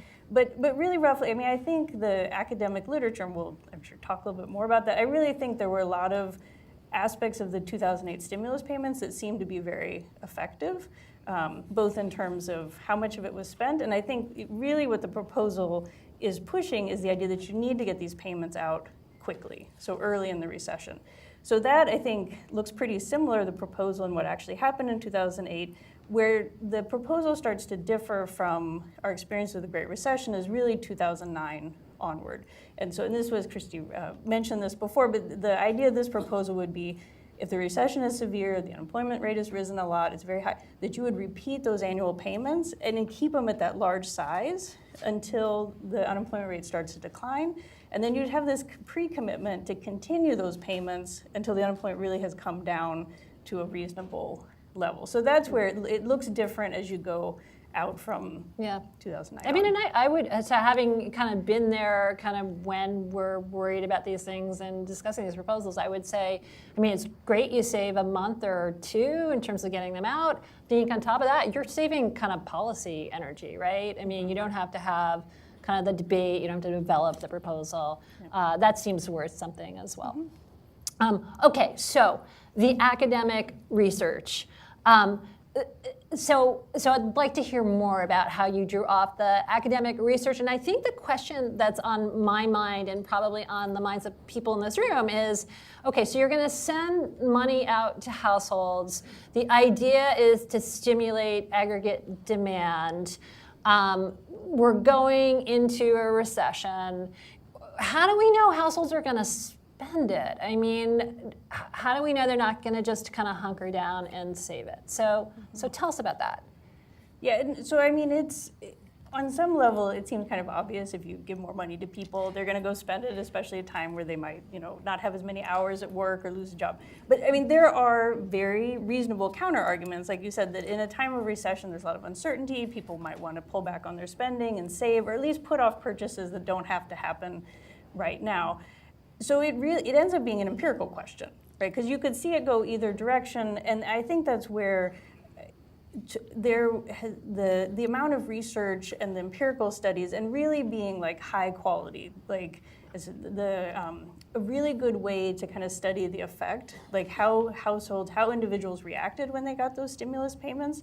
And so I think that's one where the body of evidence is at a place where it really does look like households are spending substantial amounts in the range of like 50 to 90%. They're not spending all of it. So there are other stimulus that maybe would be a more one-for-one, but in terms of being able to get this out quickly, have it be sizable in magnitude, this really does look like it's a good way to support demand in the economy and to get it out early enough that it has a chance to help shorten the length of the recovery, make it not as deep of a recession, or shorten the length of the recession. And so I think there's just, it has enough of a stimulative effect, given other features of it that are positive, that it seems worthwhile. And can we talk about, as long as we're talking about the marginal propensity to consume, can we talk about the kind of universal nature of the proposal? So I thought there was some interesting material in the paper as to, it's not, I guess, it's often thought that the marginal propensity to consume is quite high at the bottom, and that's certainly true, but it's actually surprisingly high for some groups throughout the income distribution. Mm-hmm. Yeah, no, and I think this is one where, and as Karen said, so in the proposal, the idea is that these payments would go out broadly in the economy. And there's very few restrictions on like who would receive a payment like this. And I think that's actually That was a feature I felt was important for the proposal, but it is one where other economists, other people in this who've worked in this area might disagree that the targeting would be beneficial if you put it particularly focused on lower income households, had a phase out for higher income. So I mean, this is one where reasonable people can disagree on this, but I think there were a couple reasons why I thought this was important. One, I think when you look at the empirical evidence in terms of targeting, there is some differences of results about income, how important that is in terms of high propensity to spend. What is clear from the literature is, more clear, is that like households with low liquidity, so not having a lot of easily accessible savings, liquid assets, they do tend to spend a lot more out of the stimulus, and they do it really fast, which again is what we're trying to do. So you don't have to be so the point is you don't have to be low income necessarily. It's much clearer if you have low, I mean, these two are often related and correlated. Yeah. So, and I think the thing is, administratively, it would be very difficult to target on liquid assets. And so to me, it's like if you really, if we could do that, which we can't, I think that'd be a strong argument for targeting. And to your point, that's there are certainly households with high wealth when it's held in less accessible assets where they might have low liquidity and thus spend a lot. And so that's been shown in some research. So I think there's one piece that I don't think administratively we can target this the way we would want to.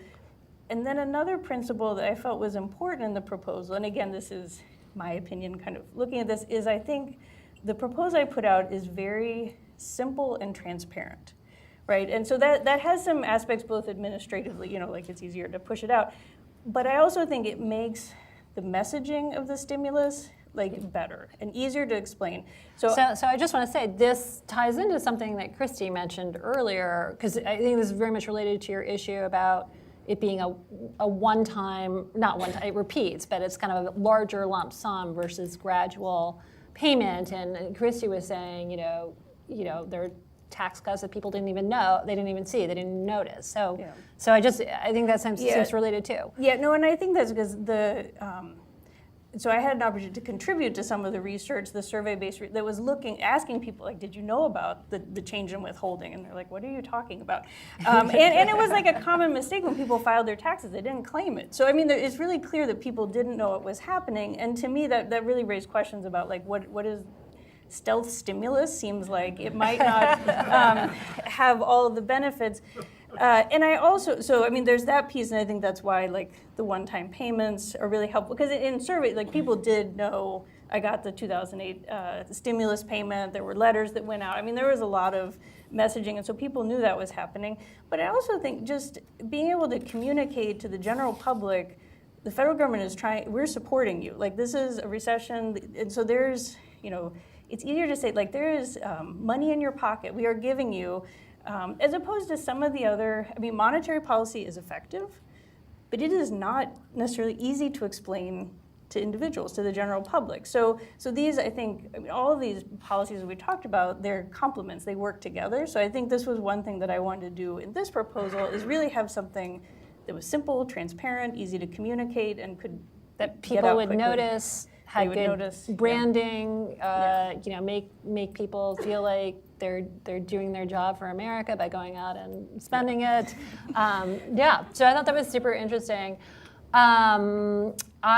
Speaking of very interesting, I need to ask you about what now has been termed the SOM rule, which is the trigger for turning this on, which Andy referred to. I thought that part of the paper was super interesting, and they didn't have a lot of time to talk about it in the last panel. Mm-hmm. But first of all, can you just explain the trigger? Mm-hmm. And then I want to ask you about kind of why it's so powerful, but go ahead. Yeah, no, so the idea of the trigger, and I think this goes back to these types of stimulus payments have been used in the past, but in a discretionary manner. So Congress, they had to decide now is the time we're in a recession. So the idea of this trigger, if we're going to make these payments automatic, we have to know when to turn them on. And so what I propose is using a 3-month average of the unemployment rate and looking at how is the unemployment rate today relative to the lowest point in the last 12 months. And if that change, when it is at or exceeds a 0.5 percentage point, then that's a sign that now we trigger these payments. And so that's the idea of the trigger. And I have to say, I mean, this is one where when I was on detail at the Council of Economic Advisors, I remember Jason Furman talking about, like, this is, you know, I it's learned it from Doug Elmendorf. yeah. So this is. So I also don't want to like. I Wonder where he learned it. Yeah, I'm like honored and embarrassed that this is getting called the SOM rule. But I mean, but the principle here is one that's kind of been widely understood. When the unemployment rate starts moving up in a substantial way, like that is not a good sign, right? So that was kind of where I started in terms of like looking at the changes. Why the unemployment rate? I mean, why not GDP, consumer spending? Why do we like? So I love the unemployment rate. It's actually kind of one of my if I I'd like to say, if I were stuck on a desert island and could only bring one economic indicator with me, it would be the unemployment rate. But I don't want to steal your thunder. Why is it that you are also fixated on the unemployment rate? Yeah. So I think first of all, like. Job losses go right to the heart of why a recession is painful and why we want to avoid them or make them as short as possible. So I think in just like that aspect of it, the unemployment rate is really important. There is the economist following, so this, like you said, the one you would take to the desert island. So it is a widely followed statistic. It's very timely. So you have a read on the unemployment rate at the beginning of the month on the prior month. So that's really useful, again, if you want to get these payments out soon. So it's widely followed, it's timely, and in that widely followed sense, it is broadly understood to be an important way that we think about the business cycle. People who are out of work, who want to work, I mean, one of the reasons that it is better than some of the other macro indicators is that it's less erratic, right? So having forecast GDP, this is the last thing I would want to have a trigger based on, is it will move around from quarter to quarter because of inventories and all kinds of other stuff. And then also say financial market indicators, which are often used to kind of come up with predictions of a recession ahead of time. They're just, they're more false positive. Like things move around in ways that may not be as related to the recession or may not follow into a recession. So I think that's, those are kind of key considerations.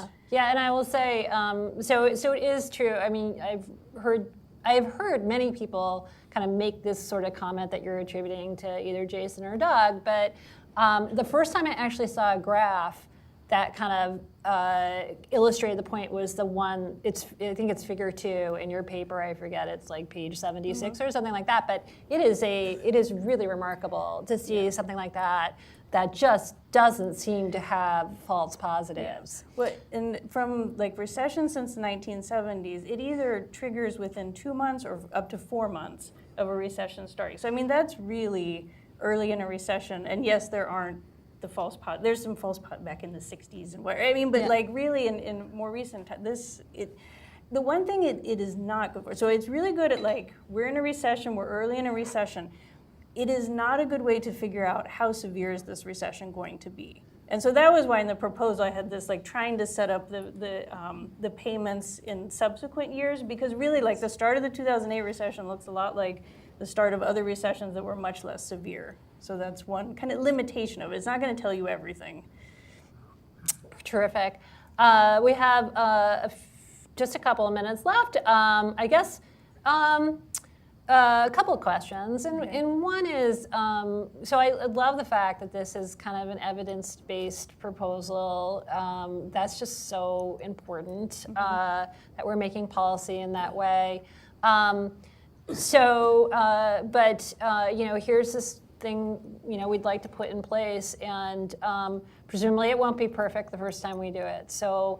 Is there a way to use your proposal so that we can kind of learn more about how to do this even better next time? Right. Yeah, no, and that was a piece of like I wanted to emphasize that point, because I think one of the reasons we can have as much confidence as we do about the efficacy of these stimulus payments is the fact that we were able to study them in 2001 and 2008. And there was just this administrative bottleneck of the government can only send out so many paper checks at once, and so there was a randomization of when people received the checks, and that was really what allowed us, unlike other recessions, to kind of separate out what are the stimulus payments doing versus what is the economy going south doing to household spending? And so the fact that it was having a very careful research design, and people were thinking about like making sure this fits in surveys and we get the information we need to do the study. And there are a lot of unanswered questions about exactly the way to tailor these. And so I think trying to build something in that will allow us to do future studies and really understand how this is working.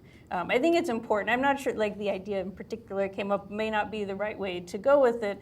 But I do think, I mean, one of the goals of having a proposal and trying to like talk about all these different details is to really encourage a conversation about like how would we do that. How do we do that? Yeah, no, and you're so right. I mean, these things are, I think I learned this from Gabe actually, like the wrong way to go about it, which is you just try to graph income and consumption and see if, like in the aggregate, and see if the tax rebates seem to be making a difference. And there's just so much going on in the economy while this is happening, that is the wrong way to go about it, and I think it is really important. Last question I had for you, and this gets back to the trigger issue, is I thought it was interesting that you offered two options. And one was having the proposal go into effect when you reach the trigger. Just turns on, we get those payments out. The other option was having a vote on the proposal being what happens when you reach the trigger. So you reach the trigger, but it's not like the payments go out without Congress actually voting to have this go forward. And I was just wondering if you could talk about kind of why the two options. I mean, there must be kind of pros and cons as you see them. No, and I think this is really kudos to the Hamilton Project and the way they set up the process of putting these proposals together. I mean, I came to this very much as a researcher and like the evidence, but and I understand that the politics, in addition to the economics, are important, but the politics are not my background. And so that was when presenting an early version of this proposal to people that are policy experts, this came up as an issue because they said, if you make this fully automatic, these payments go out, then in a recession or the beginning of a recession, it's going to look like Congress is not being active. Like there is a part of wanting to really step up and fight the recession. And so, which it had not occurred to me at all. I was like, automatic stabilizers are awesome. Anyway, so like I think about the details, do the administrative aspects, but then that trigger would just mean, oh, now it's going to come up for a vote and kind of, some fast track type of, like, because all the groundwork has been laid, and yet it gives the opportunity to go in and all vote, and off it goes. So I think that was one that Maybe I would bring more attention to it, and too, right? And bring attention to like we're making an active decision here. So that was one where it made a lot of sense to me, but I would not have come to on my own. Excellent. Well, thank you so much, Claudia. thank you. If you could join me in thanking Claudia. So, welcome to the last panel of our afternoon conference here on getting ready for the next recession. My name is Heather Boucher, and I'm the Executive Director at the Washington Center for Equitable Growth. It has just been really, it's been fantastic to be able to work on this project. Sometimes it's been a little bit, how are we going to make all this happen? So I won't say, I'm trying to be optimistic that we're going to get all these things passed and ready for the next recession. This panel, we've talked over the day about the macro big picture, the need for fiscal policy, the fact that interest rates are still at historic lows. We're not going to have that 5% most likely by the next recession. So we're going to need to think about fiscal policy. We've talked about the role of the states and the role of aid to the states in various forms and spending at the local level as a form of fiscal policy. We've talked about direct payments that go to everybody. So we've talked about these general ways of getting money out there. And now we're going to turn to folks more at the bottom of the labor market, folks that were hit hardest by the recession, those who are unemployed, and really focus on the micro. One of the things that I have been most excited about for this project throughout has been the intersection between this call for fiscal policy and then really engaging folks that are thinking deeply about what that looks like. What do automatic staplers like? What would it actually look like to make those fixes? What could we put in people's minds that they could do now? But thinking about the role of the safety net in all of these programs where there's ongoing conversations about these policies, but not always in the context of their role as automatic stabilizers. And that seems like a really important thing to start elevating and to continue to elevate. So I'm very excited to be moderating this panel here. So I don't forget to say, there will still be little white cards handed out so you can ask questions. So you can, and if you didn't get your question in from the previous panel, feel free to just write it down, and maybe I'll ask it, maybe I won't. Just giving you that option. So let me go through and introduce our panelists here. So first here, to my left, we've got Bob Greenstein, President of the Center on Budget and Policy Priorities. Next to him is Lourdes Padilla, who is the Secretary from the Department of Human Services for the state of Maryland, and has a lovely pen here.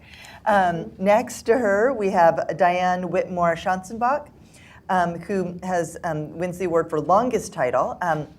She is the Margaret Walker Alexander Professor of Human Development and Social Policy, the Director of the Institute for Policy Research at Northwestern University, and a non-resident senior fellow in economic studies at the Brookings Institution. Yes, yes, you win, that's great. And then at the end, we have Gabe Chodorow-Reich, Assistant Professor of Economics at Harvard University. They all have much longer bios, and of course you all have access to those. So let me get right into it, and I'm going to start. We also have caveats on our panel. Let me just note for the record that everyone here is representing their own views, not any organization that they may represent. And just because you're sitting up here does not mean that you've completely endorsed the entire book. So, and that probably goes for everybody. Just so we have our disclaimers. So let me get right to the questions here. I want to start at the end over here with you, Gabe. So Gabe's chapter is on the unemployment insurance system, and can you sort of talk to, and that is sort of the classic. When you think about automatic stabilizers, that's probably the first thing that comes to mind. And here we're getting to it. It's been hours that we've been talking about this issue, and we're finally going to talk about the UI system. Tell us a little bit about the role of UI, and what can be done to improve it from your work. Yeah, thanks, Heather. So there are definitely things that can be done. Let me start a little bit with the overview of the role of UI, and then I'll talk about some of our proposals. In the Great Recession, total payments in UI went from about $30 billion in 2007 to $130 billion in 2009. And that $100 billion increase is really why people think of UI as sort of quintessential automatic stabilizer. The first thing I want to point out is that of that $100 billion, about half came through the regular state program, meaning these are individuals who are unemployed for fewer than 26 weeks and claiming benefits under the regular program, which exists all the time. And so that increase, that part of the automatic stabilization, occurs without any extensions of weeks of benefits people can claim or really any other legislation. It reflects the fact that in a recession there are more people who are unemployed, and some of those people are going to claim benefits. And then there's a program called Extended Benefits, or EB, which is meant to trigger on when unemployment in the state reaches a high threshold. So we've talked a lot about triggers now. It doesn't use the SOM rule, it uses other rules for a state. One of the issues is that historically EB has just played a really small role. And there's some reasons for that. One of them is that there are a series of trigger states can adopt for EB. Some of these are optional, and it turns out relatively few states have actually adopted these optional triggers. And a major reason why is that the EB program is financed 50% by the federal government and 50% by states. And that's deterred a number of states from opting into these triggers. So one of the proposals we have in the chapter is to make EB fully federally financed. And we think that'll improve that part of the program for UI. It also sort of dovetails with the discussion earlier today about ways to alleviate state budget finances during recessions. Now, if we get that, then EB in the state, under current law, would take people up to a total of 46 weeks of unemployment that they could claim. In every recession, in every recent recession, there's been emergency legislation, ad hoc legislation that's been passed on top of that to extend potential benefits further. So you might remember in the Great Recession, in some states, people could claim as many as total of 99 weeks of benefits. One issue is that those extensions tend to occur late or even in some cases after the recession has actually ended. So we have some proposals to add in additional automatic triggers and tiers of benefits that would take the potential number of weeks up to 73 weeks in a very high unemployment state. And we think this will help.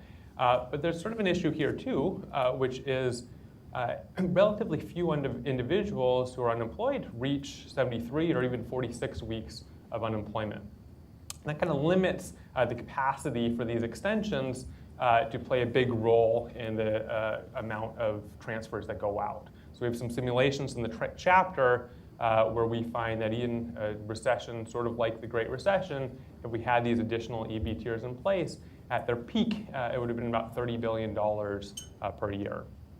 That's a lot of money from the perspective of people who are unfortunate enough to have long-term spells of unemployment.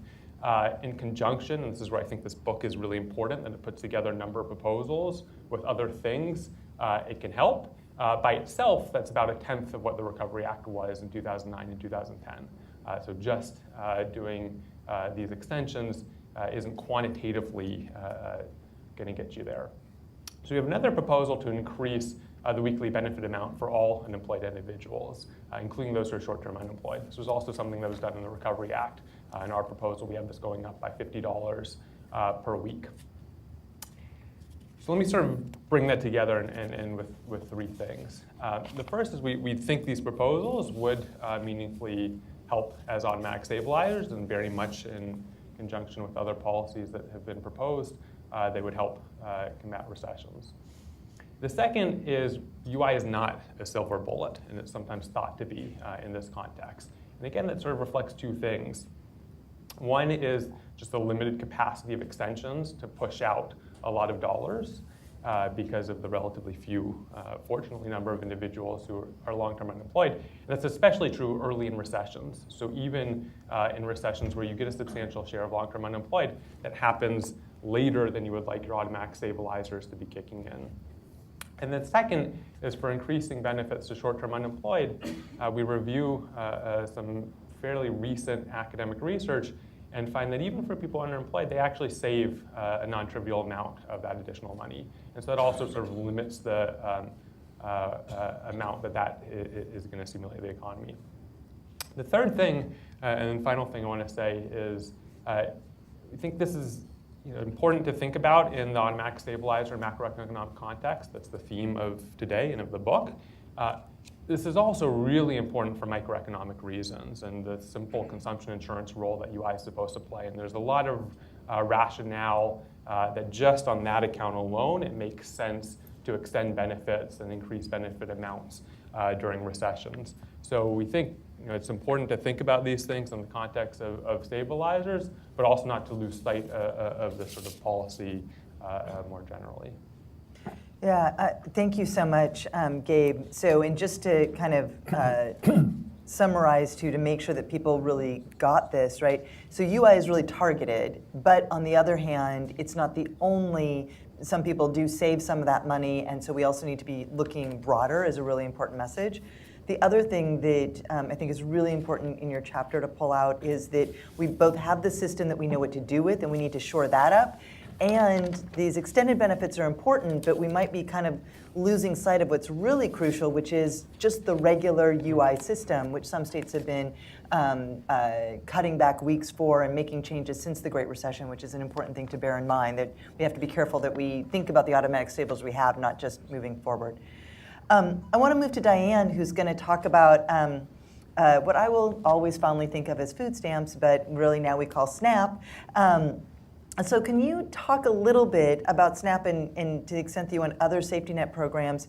I mean, these are programs that are targeted at low-income families and, again, should be really the kinds of policies that target those who are most in need. Can you talk about the benefits of and how we think about this as an automatic stabilizer? Absolutely. So to start, I want to explain a little bit about SNAP. It is already very well designed. Low-income families go to the office and receive benefits. If they have very low incomes, they get larger benefits, and then those phase out as their incomes get larger. Benefits are paid very quickly after you apply and are found to be eligible. And so this setup works extremely well during recessions, because as families lose their jobs or lose income, either they become newly eligible for SNAP, or if they're already on SNAP, they are eligible for more. So that pumps resources into the local area very quickly and just basically automatically. At our peak, about 1 out of every 8 Americans was on SNAP during the Great Recession. Then, as the economy recovers, we reduce the rolls in a way, I would term it the right way, that families earn enough that they no longer are eligible for the benefits, they no longer need the benefits. And so you can see in the proposal, we show it expands and contracts along with the economy already. It's particularly important to note that all of this money is spent, or pretty much almost all of the money is spent, because families on SNAP benefits have relatively low income. They have high marginal propensities to consume out of this. And it's quickly spent in the local economy. And so that brings us to an important multiplier effect in the macroeconomy. And we learned during the Great Recession, the additional money that they spent on SNAP had the highest multiplier effect of anything. But in addition, of course, as a microeconomist, I would not want us to forget that this is about people, and it reduces hardship. And it does more than just stimulate the economy. It helps people reduce hardship. And in fact, it particularly matters for children, although I like all sorts of aged people to eat, but children I particularly care about. We have a study that shows that increasing access to SNAP benefits during childhood increases that child's long-term economic outcomes. They grow up to be more economically self-sufficient, they grow up to be healthier, they're more likely to graduate from high school. Increasingly, we're understanding that early childhood is a very important time to protect children from negative income shocks and from poverty. So the proposal about how to make this better for future recessions is to start by saying, it's already well designed, please don't make it worse. And so there are a couple of ways to do that, right? It's play a little defense here. Some people have been very interested in work requirements around SNAP, and those are, we can get into more details as necessary, or it's in that, but you're required to work a certain number of hours every month. The definition of work is very narrow. And in work that the Hamilton Project put out last fall, we were able to show that the majority of people who are sanctioned under work requirement sanctions are actually already workers. They're workers who work in areas where unemployment, comes and goes, hours are unstable, et cetera. So we think that even in the best cases, work requirements in SNAP are not well designed.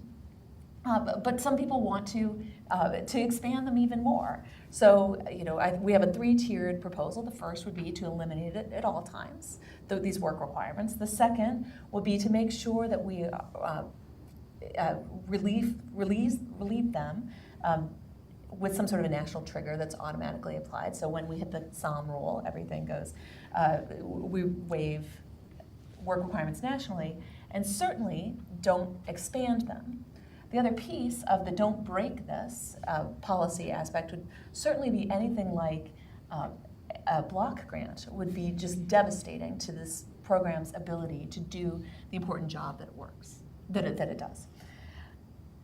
Next, we do want to make it better if we can, and this is piggybacked off of a very successful program that was part of the ARRA, which would be to, again, when the SOM rule triggers, to increase maximum SNAP benefits by 15% during economic downturns. Let inflation erode that away to the extent possible, and typically that'll be possible. So that'll just give that extra juice to the program in economic downturns. So 2 big things: don't break it, and then hopefully turn up the volume a little bit during economic downturns.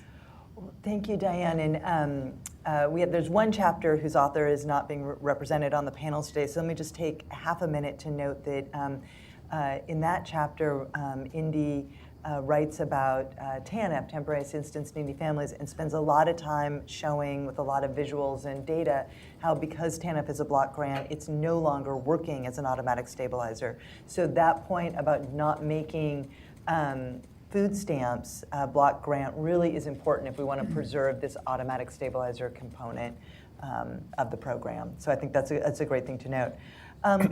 Lourdes, you work in a state. We've had a state panel, but now we have a different kind of state question. One of the things that I wanted to ask you about is, how are we thinking about these safety net programs and recession preparedness from a state perspective? Do you think that your state is ready? Are there steps that we can or should be taking to make sure that the safety net is ready for the next recession? Thank you. Very good question. Let me start saying that recession is very hard on families, and it can temporarily lower the overall welfare of those families until they get on their feet. And one goal of a strong social safety net is to make sure that what we refer to the deep poverty, which is where the family goes when there's a recession, that we make that shallow and short. And how do we go about that is making sure that we identify resources available for the families so we can put those in place as the ones that have been discussed this afternoon, put them in place so we can help the families immediately. And also mitigate the impact of the recession. And in addition to that, we have to build resilience for future recessions, which is very important because we have seen, I believe that there have been approximately 47 recessions, and whether we go into one or not, I'm sure that would not be the only one. So we have to build resilience and identify how do we build that resilience. So a couple things come to my mind. One is states throughout the years, because we have been talking about recession for a number of years, and states throughout the years have been collecting a lot of data.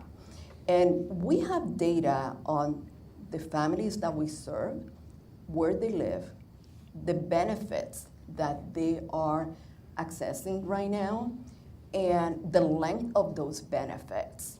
So what do we do with that information? I don't believe that we really do a good job with that information.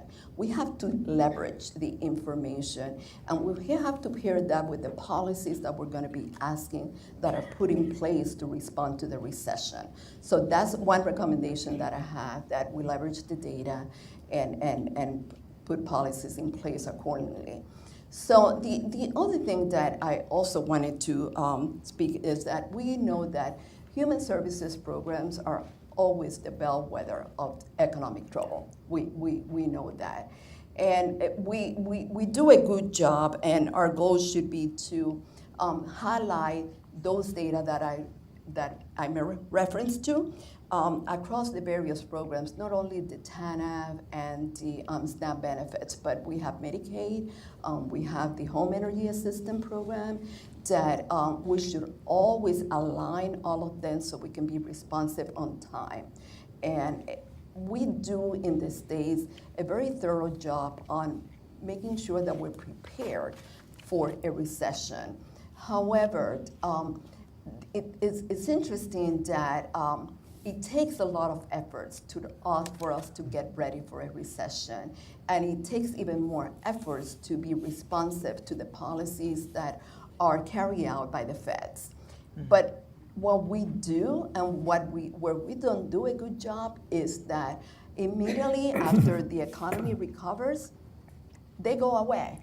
They go away. So while I'm not saying that they should not go away, because I'm sure there's probably a reason, and one that can come to my mind is the cost, what I am thinking is that perhaps all the efforts that have been put in place, we could put a number of triggers dormant One particular that comes to my mind is the system enhancements that we have to put in place when there's a recession, when we had to authorize the additional era benefits, when we have to increase the SNAP benefits. There was an enormous amount of money spent on system enhancements. And then when we have to redo it again, we have to spend the same amount of money in system enhancements again. So why don't we make those permanent but dormant, as I said? So next time we just have to pull the trigger and we can issue them. So that's somewhat of the ideas that come to my mind in terms of readiness. And the other one that I cannot forget is making sure that while we talk a lot about resources, the families that we serve have to know and be aware of the resources and have to be educated on the resources. And we have to do a better job on that. And that's something that I'm actively working in Maryland, making sure that we build a consumer portal. So when there's a recession, that they can easily log on and apply for all the benefits and get information also on how the nation and the state of Maryland is responding to a recession. And I want to come back to that after we go through the round of questions, because I think that's really important. I also just want to raise up for all the researchers in the room, this sense that you're sort of saying we have all this data and we definitely need to be doing a lot more with it, leveraging it. At Equitable Growth, we actually have a grant program where we fund a lot of scholars using state-level administrative data, and so that's just very exciting. So we can keep talking about that. Bob, I want to turn to you to get your sort of reactions both to the book, as somebody who's worked on safety net issues for a little bit of time here in Washington. I'm curious to hear some of your reactions. But I also want to ask you, I think, this political question. Looking back at our experience in the Great Recession and thinking about this compendium of ideas in this book, what is your sense about whether or not we should be thinking about acting before the next recession happens? Or, kind of like Jason said in the earlier panel, this is the off-the-shelf, when the crisis happens, we can just pull it. I mean, it could be yes and, but I'm curious to hear your perspective on that question. So I think a starting point is recognizing that the 2009 Recovery Act differed from prior Recovery Acts in the degree to which it had an array of provisions to temporarily strengthen safety net programs, looking at the higher marginal propensity to consume of low-income people, and also trying to alleviate hardship and poverty. And the impacts, I think, exceeded expectations, certainly on the poverty front. Many of us were struck when the 2009-2010 poverty data came out on how little poverty rose amidst the deepest recession in decades. Arlak Sherman of our center analyzed the 2010 poverty data and found that 6 safety net provisions of ARA resulted in close to 7 million fewer people being in poverty in 2010 than would have been in the absence of those ARA provisions. But what scares me is the 2009 Act, typically stimulus bills, UI tax cuts. No prior one had anything on a temporary SNAP increase. No prior one had subsidized jobs, which Indy's chapter talks about. 2009 was only the second one that had a temporary increase in the federal share of state Medicaid costs. And given the unfortunate narrative alluded to earlier, that since the unemployment rate kept rising after ARA was passed, a lot of people have in their heads that it failed.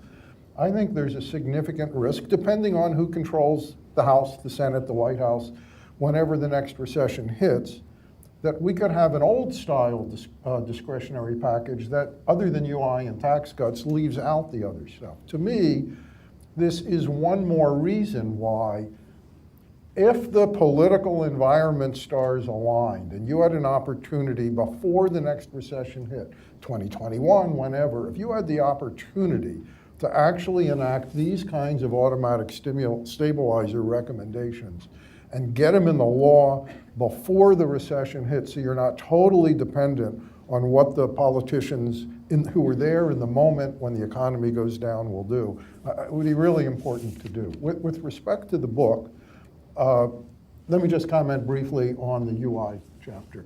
So I thought the recommendations in the chapter were excellent. My comment is I would argue we need to do some additional things to reduce the potential for state actions on UI to undercut some of the federal things Gabe's chapter talks about. In December 18, 23 states had UI trust fund balances below the Labor Department standard for what you need just to pay 1 year of benefits in an average recession. And when state UI trust funds are underfunded, they can take unfortunate actions. North Carolina in 23 cut benefits 1/3. I would couple Gabe's recommendation for a $50 a week bump with a maintenance of effort requirement, like you have in the Medicaid chapter, so states can't cut the benefit levels. Even a bigger concern is weeks. Prior to the Great Recession, I'm not sure there was any state that paid less than 26 weeks of benefits. For decades, everybody paid at least 26 weeks. We have 8 or 9 states now that pay less than 26. Missouri's 13, Florida's now 12, I think.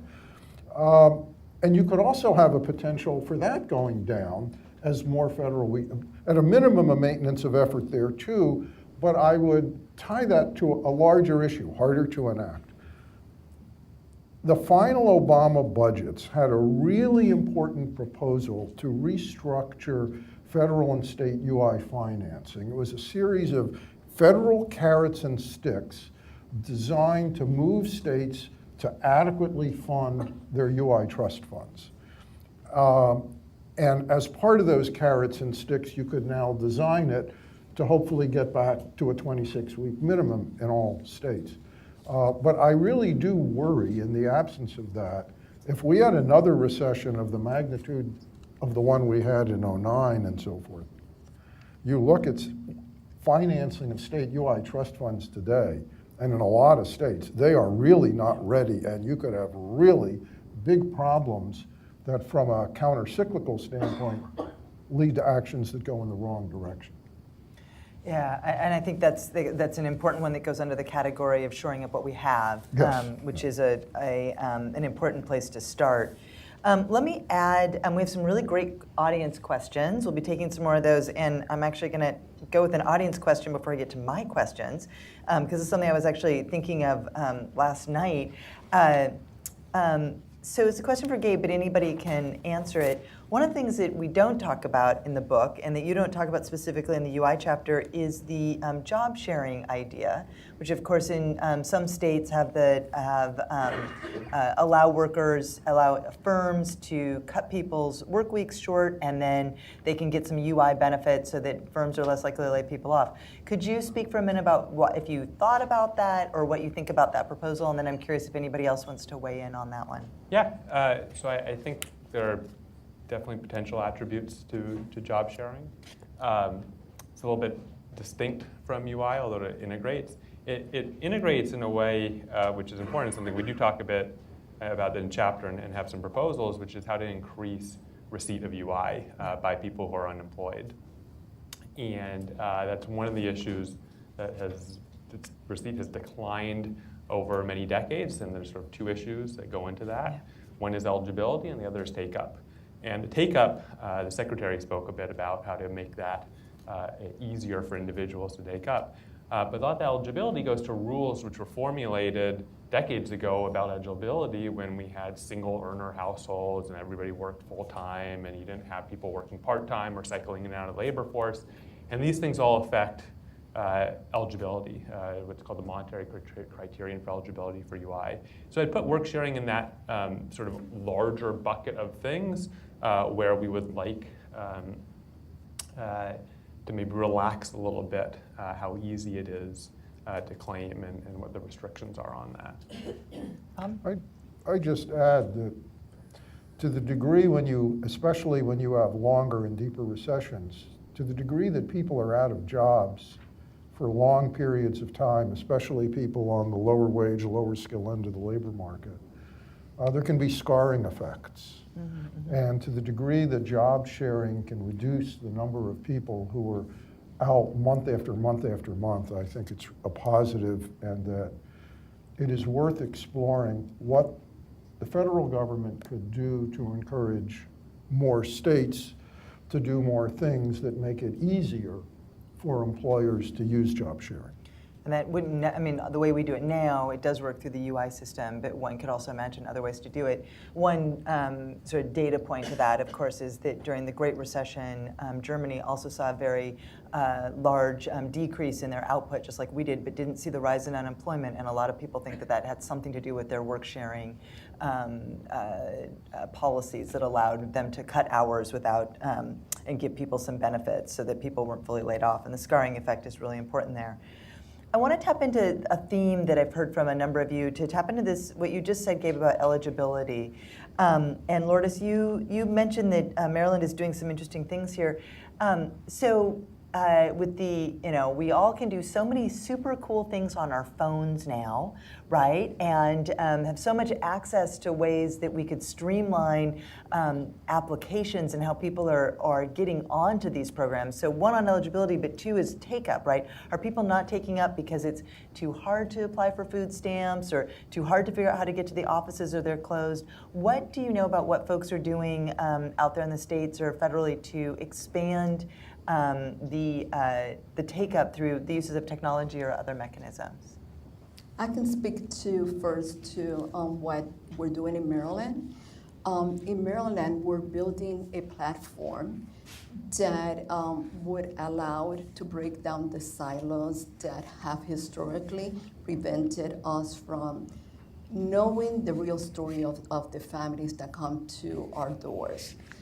For example, I know that many states would argue that they have an integrated eligibility system, meaning that when one applies for cash, they can also apply for SNAP benefits and Medicaid. But what Maryland is doing is somewhat unique, because not only we would have an integrated eligibility system like the other states have, but the system would also have access to the data of all the different departments in the state of Maryland. For example, I have child welfare as part of one of my programs. When a family comes in to apply for cash assistance, I would be able to identify if that family has had a history in the child welfare program, or if they have been served by the Department of Juvenile Services, or if they are on Medicaid or disability. And in the future, we would also add education. So what it does, it breaks the silo within the state. So far, we have only been able to break the silos within the departments. This is broader. I want us to think about, I use the analogy of an airport, and I want to use it again. You build an airport. My favorite is BWI because I'm in Maryland, so I'm going to use Maryland.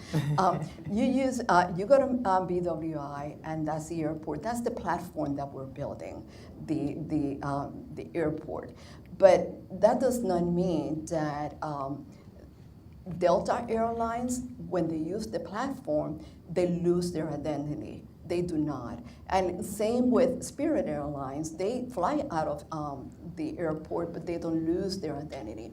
So when Department of Human Services joined the platform, there's still Department of Human Services and the safeguarding of information that we all know we have to. And the same with Department of Health. They would still be Department of Health. So this is as a significant cost savings as well, because what we have had for a number of years is each state, each department building their own system, their own platform. And I can say that also what is unique in Maryland is that we don't have an integrator. We're our own integrator. So this is very innovative and different, and I'm really excited. But what it would also do is that it will provide mobility. So now my caseworkers that are out in the field will have an iPad, will have a phone where they can go, and when they make visits to the client, they would have all the information, and they would also be able to process the work. And you know, I'm tired of audit findings where I'm told that the case notes are not in the file. Well, that would no longer be the case because the case notes will be in the file because the caseworker will be able to enter the case notes as they're in the house or in the home or when they go back to the car. So that's some of the examples. They will have a consumer portal that they would make application and they will have information at the tip of their So I'm going to call him Bob and then Diane, but I love the analogy of every different agency building their own airport. Like that does sound a little chaotic. Bob? Well, advances in information technology really provide options of, you know, using data from one program to almost automatically enroll someone in another program. A number of states, when instituting the Medicaid expansion, adopted a mechanism, we and others worked on this, to do an electronic screen of your SNAP caseload. And about 80% of people, when you ran the screen, it shows they're eligible for Medicaid under the expansion. You have all the information you need. 20% you need additional info. But what's not utilized enough, more states are moving in this direction, is to use this kind of computer integration not only when people apply on the front end, but when they're recertified. So a big issue in means-tested programs is churn. A lot of people cycle off even though they're still eligible. At the 6-month or 12-month redetermination point, they don't get the data in time, they don't understand they had to come back in the office. And the new area of innovation here, I think, is you take one program, it could be Medicaid, it could be SNAP, the person is up for renewal, and you take all the information you get from them and you use it to renew them in the other program, whichever Medicaid or SNAP is first, so you don't have to go through the same thing all over again 60 days later. And in states that are adopting this, the data are there. It shows it significantly reduces churn, and you don't want churn at any point, but you really don't want churn in the middle of a recession. Yeah, building off that, I would say that SNAP enjoys pretty high take-up rates right now. 85% of eligibles participate. And part of that, we think, is because schools reach out to families because being on SNAP conveys categorical eligible for free or reduced price lunches. And probably it's also good for the kids to, you know, to have access to both. So probably some in their self-interest and some, you know, sort of for the social good, they're reaching out and families learn about it that way and other ways. So what we're hearing about this basket of automatic stabilizers is that there's a lot of, you have to have a lot of administrative capacity to actually make these work. It's a lot more complicated in some ways than just sending checks out to people, is you have to have these institutions up in place. One thing that I wanted to touch on before we leave this topic is administrative capacity. And if anyone wanted to weigh in on what kinds of administrative supports or budget questions are really pressing that we should be thinking about now. Diane, do you want to? I was going to defer to, yeah, to Lourdes. Thank you. The administrative capacity, I have to build that capacity, right? Right now, the caseloads, one would argue that are high. And in a recession, it would be expected that it would be even higher. So how do you prepare for that additional work? We have to look at automating some of the processes.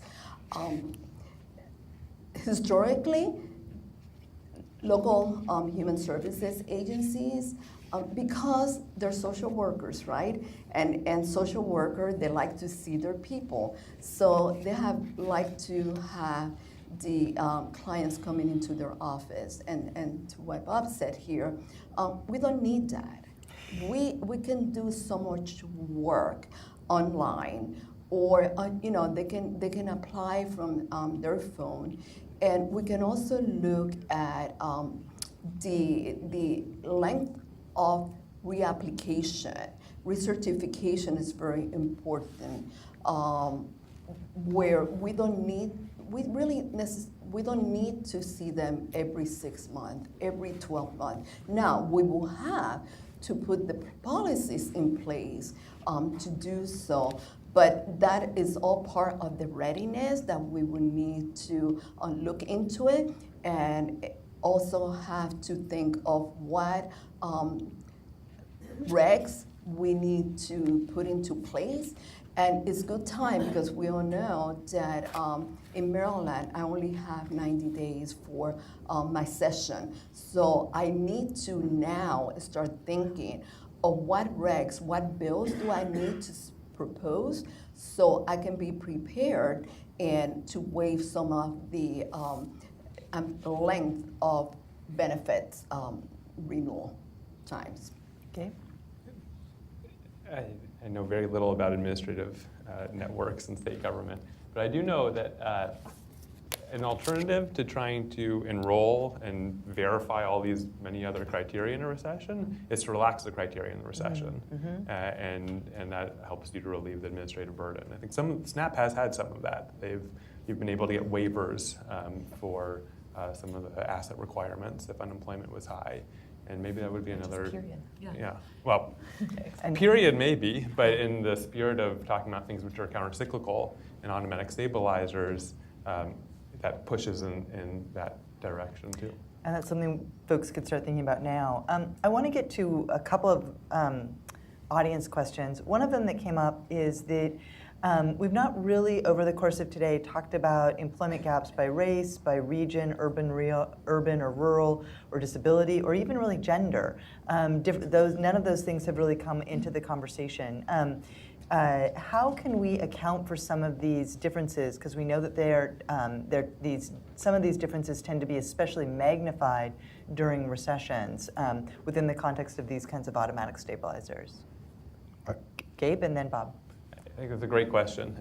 And this is one where I tried to de-emphasize a little bit what UI can do at a national macro level, given the amount of dollars that are potential. At the local level, it's a really well-targeted program for communities which are experiencing particular long-term unemployment, have had particularly adverse shocks in a recession. So this is part of, I think, not losing sight of the role of these programs as insurance in addition to stimulus, and at a local level they may be much more potent than nationally. And I'd say the same, basically the same exact thing for SNAP. We know that workers, Hispanic workers, African American workers took longer to recover from the recession, and because of the strong design of SNAP now, they were eligible for longer. I would argue that this is a really important reason, I'm reinforcing a point I made earlier, to have substantial safety net components in a stimulus package or in automatic stabilizers in advance. If you just do UI and tax cuts, I don't know exactly what the breakout is, but I would imagine that it does not have a disproportionate impact on people of color who, it's still true to some degree, last hired, first fired. When you put additional funding when the economy goes down into targeted safety net programs, you have more of an emphasis on those communities. So I think that it's another element of what we're talking about today. Well, and I think it's important to emphasize throughout the day and throughout the book, different chapters use different triggers, and some of them are at the federal level, some are at the state level. I mean, so both the UI and SNAP and the TANF proposal as well is targeted to states and places that are experiencing it automatically, right? Because if you have more unemployed people, you're getting more UI. You have more low-income people, you're getting more SNAP. And so it is important to recognize that none of these policies are one-size-fits-all, but that you have to kind of think about this range. Is there something you wanted to add to that? Yeah, I'm just thinking more about this targeting question, an issue I was wrestling with, particularly after reading the Psalm chapter. The chapter does not suggest that these flat payments to everybody up the income scale are instead of anything else. I would be concerned if, particularly in a longer recession, if there were subsequent rounds of payments, if they were instead of one of the features of the 2009 Recovery Act, which was temporary improvements in the earned income credit and the low income component of the child tax credit.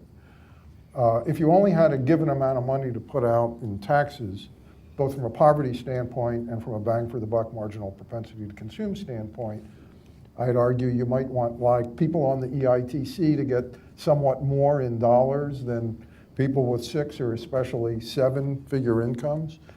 So just sort of another element in thinking about how to do a tax component or a flat payment component of a package. So just to kind of bring it full circle to where we started with Bob Rubin this morning, what are the questions of fiscal consequences of this set of ideas that we've been talking about up here? So how should we be thinking, and it kind of ties into the next question I want to ask, which is, how do we think about the politics of this? How do we make these happen? Should we think about doing this now in different pieces? How is the recession frame a good one? But I want to start with this question about the pay-fors. How should we be thinking about that vis-a-vis these, if we're thinking about them in advance? So I'm kind of like pre-butting the next question by saying if we're thinking about them now, the question is very different than if we're thinking about it in a recession. Gabe? So I very much believe in long-run budget constraints, and they should be obeyed. I also believe that we should be doing more stimulus during recessions, and I would put automatic stabilizers into the camp of things that we should definitely be doing in recessions, and it would be great if, when we budgeted for them up front, we thought about how to pay for them, but if that was not politically feasible, I would be comfortable saying that these are policies that we ought to have irrespective of that. And you know, relative to some of the other fiscal changes which have been done in the last few years, this is not at that magnitude. Well, and UI, of course, has the advantage that it is supposed to be a program that pays for itself in advance. That's what the trust funds are all about, through taxes on employers. Well, the state level, at the state level, part, and that's certainly, so we didn't address that in the chapter, but I fully agree that that's important to shore up. But these federal things on top of that really would be coming out of federal general revenue. And there you have to think about whether it's important that Congress budget for them in advance. I totally agree with Gabe's answer. There was a comment in an earlier panel that I thought was interesting. I forget who it was, said, if you were doing an automatic stabilizers package, the kinds of things recommended in the book, and you were in a period when you weren't in a recession, it was before a recession, someone said maybe you'd have a better chance of passing it politically if it was paid for over the long term. Mm-hmm. It might be, or it might not be. I don't think it's clear.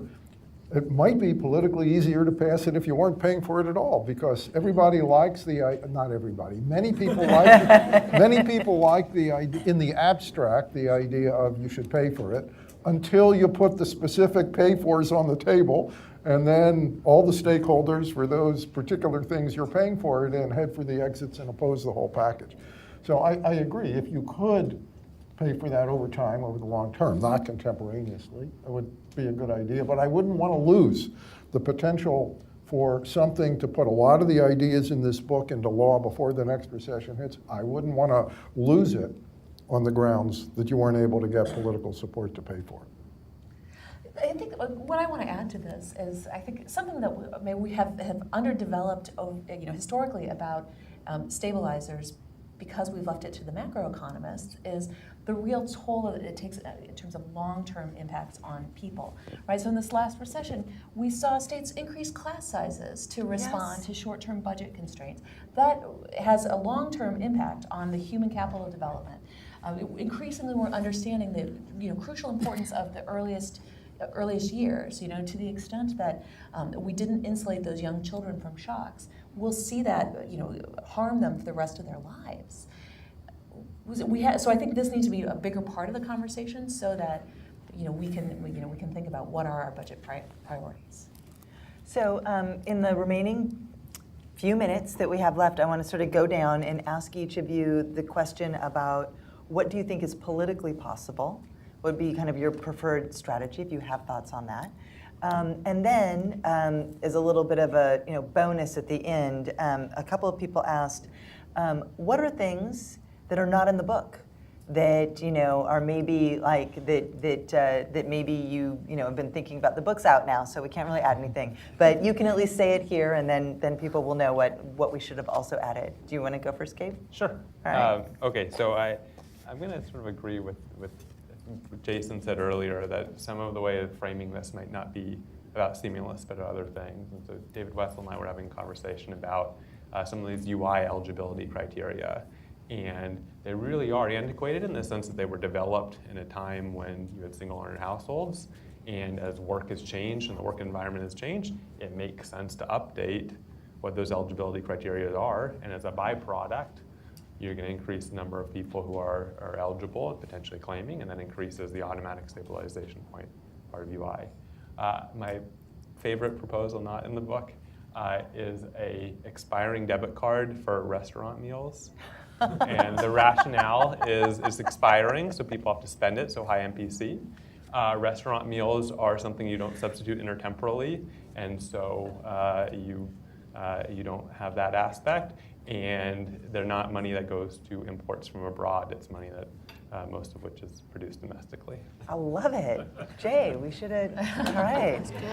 Exactly. So I think for me, politically, what we could do best on SNAP is ensure that we don't wreck it in the short run.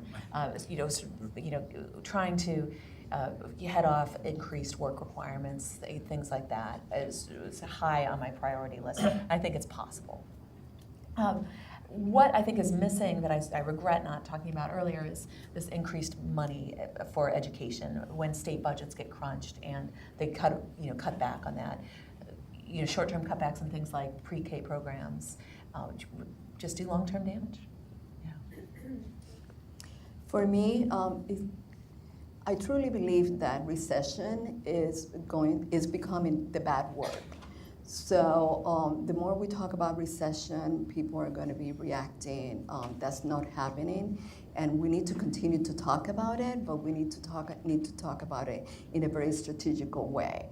And my legislation in Maryland is very interested in getting ready for the upcoming recession, and that's something that they have even asked me at budget hearings, and they're very interested in us coming up with what is our strategy in case of a recession, and I believe all states should start thinking of that and making that part of their budget preps.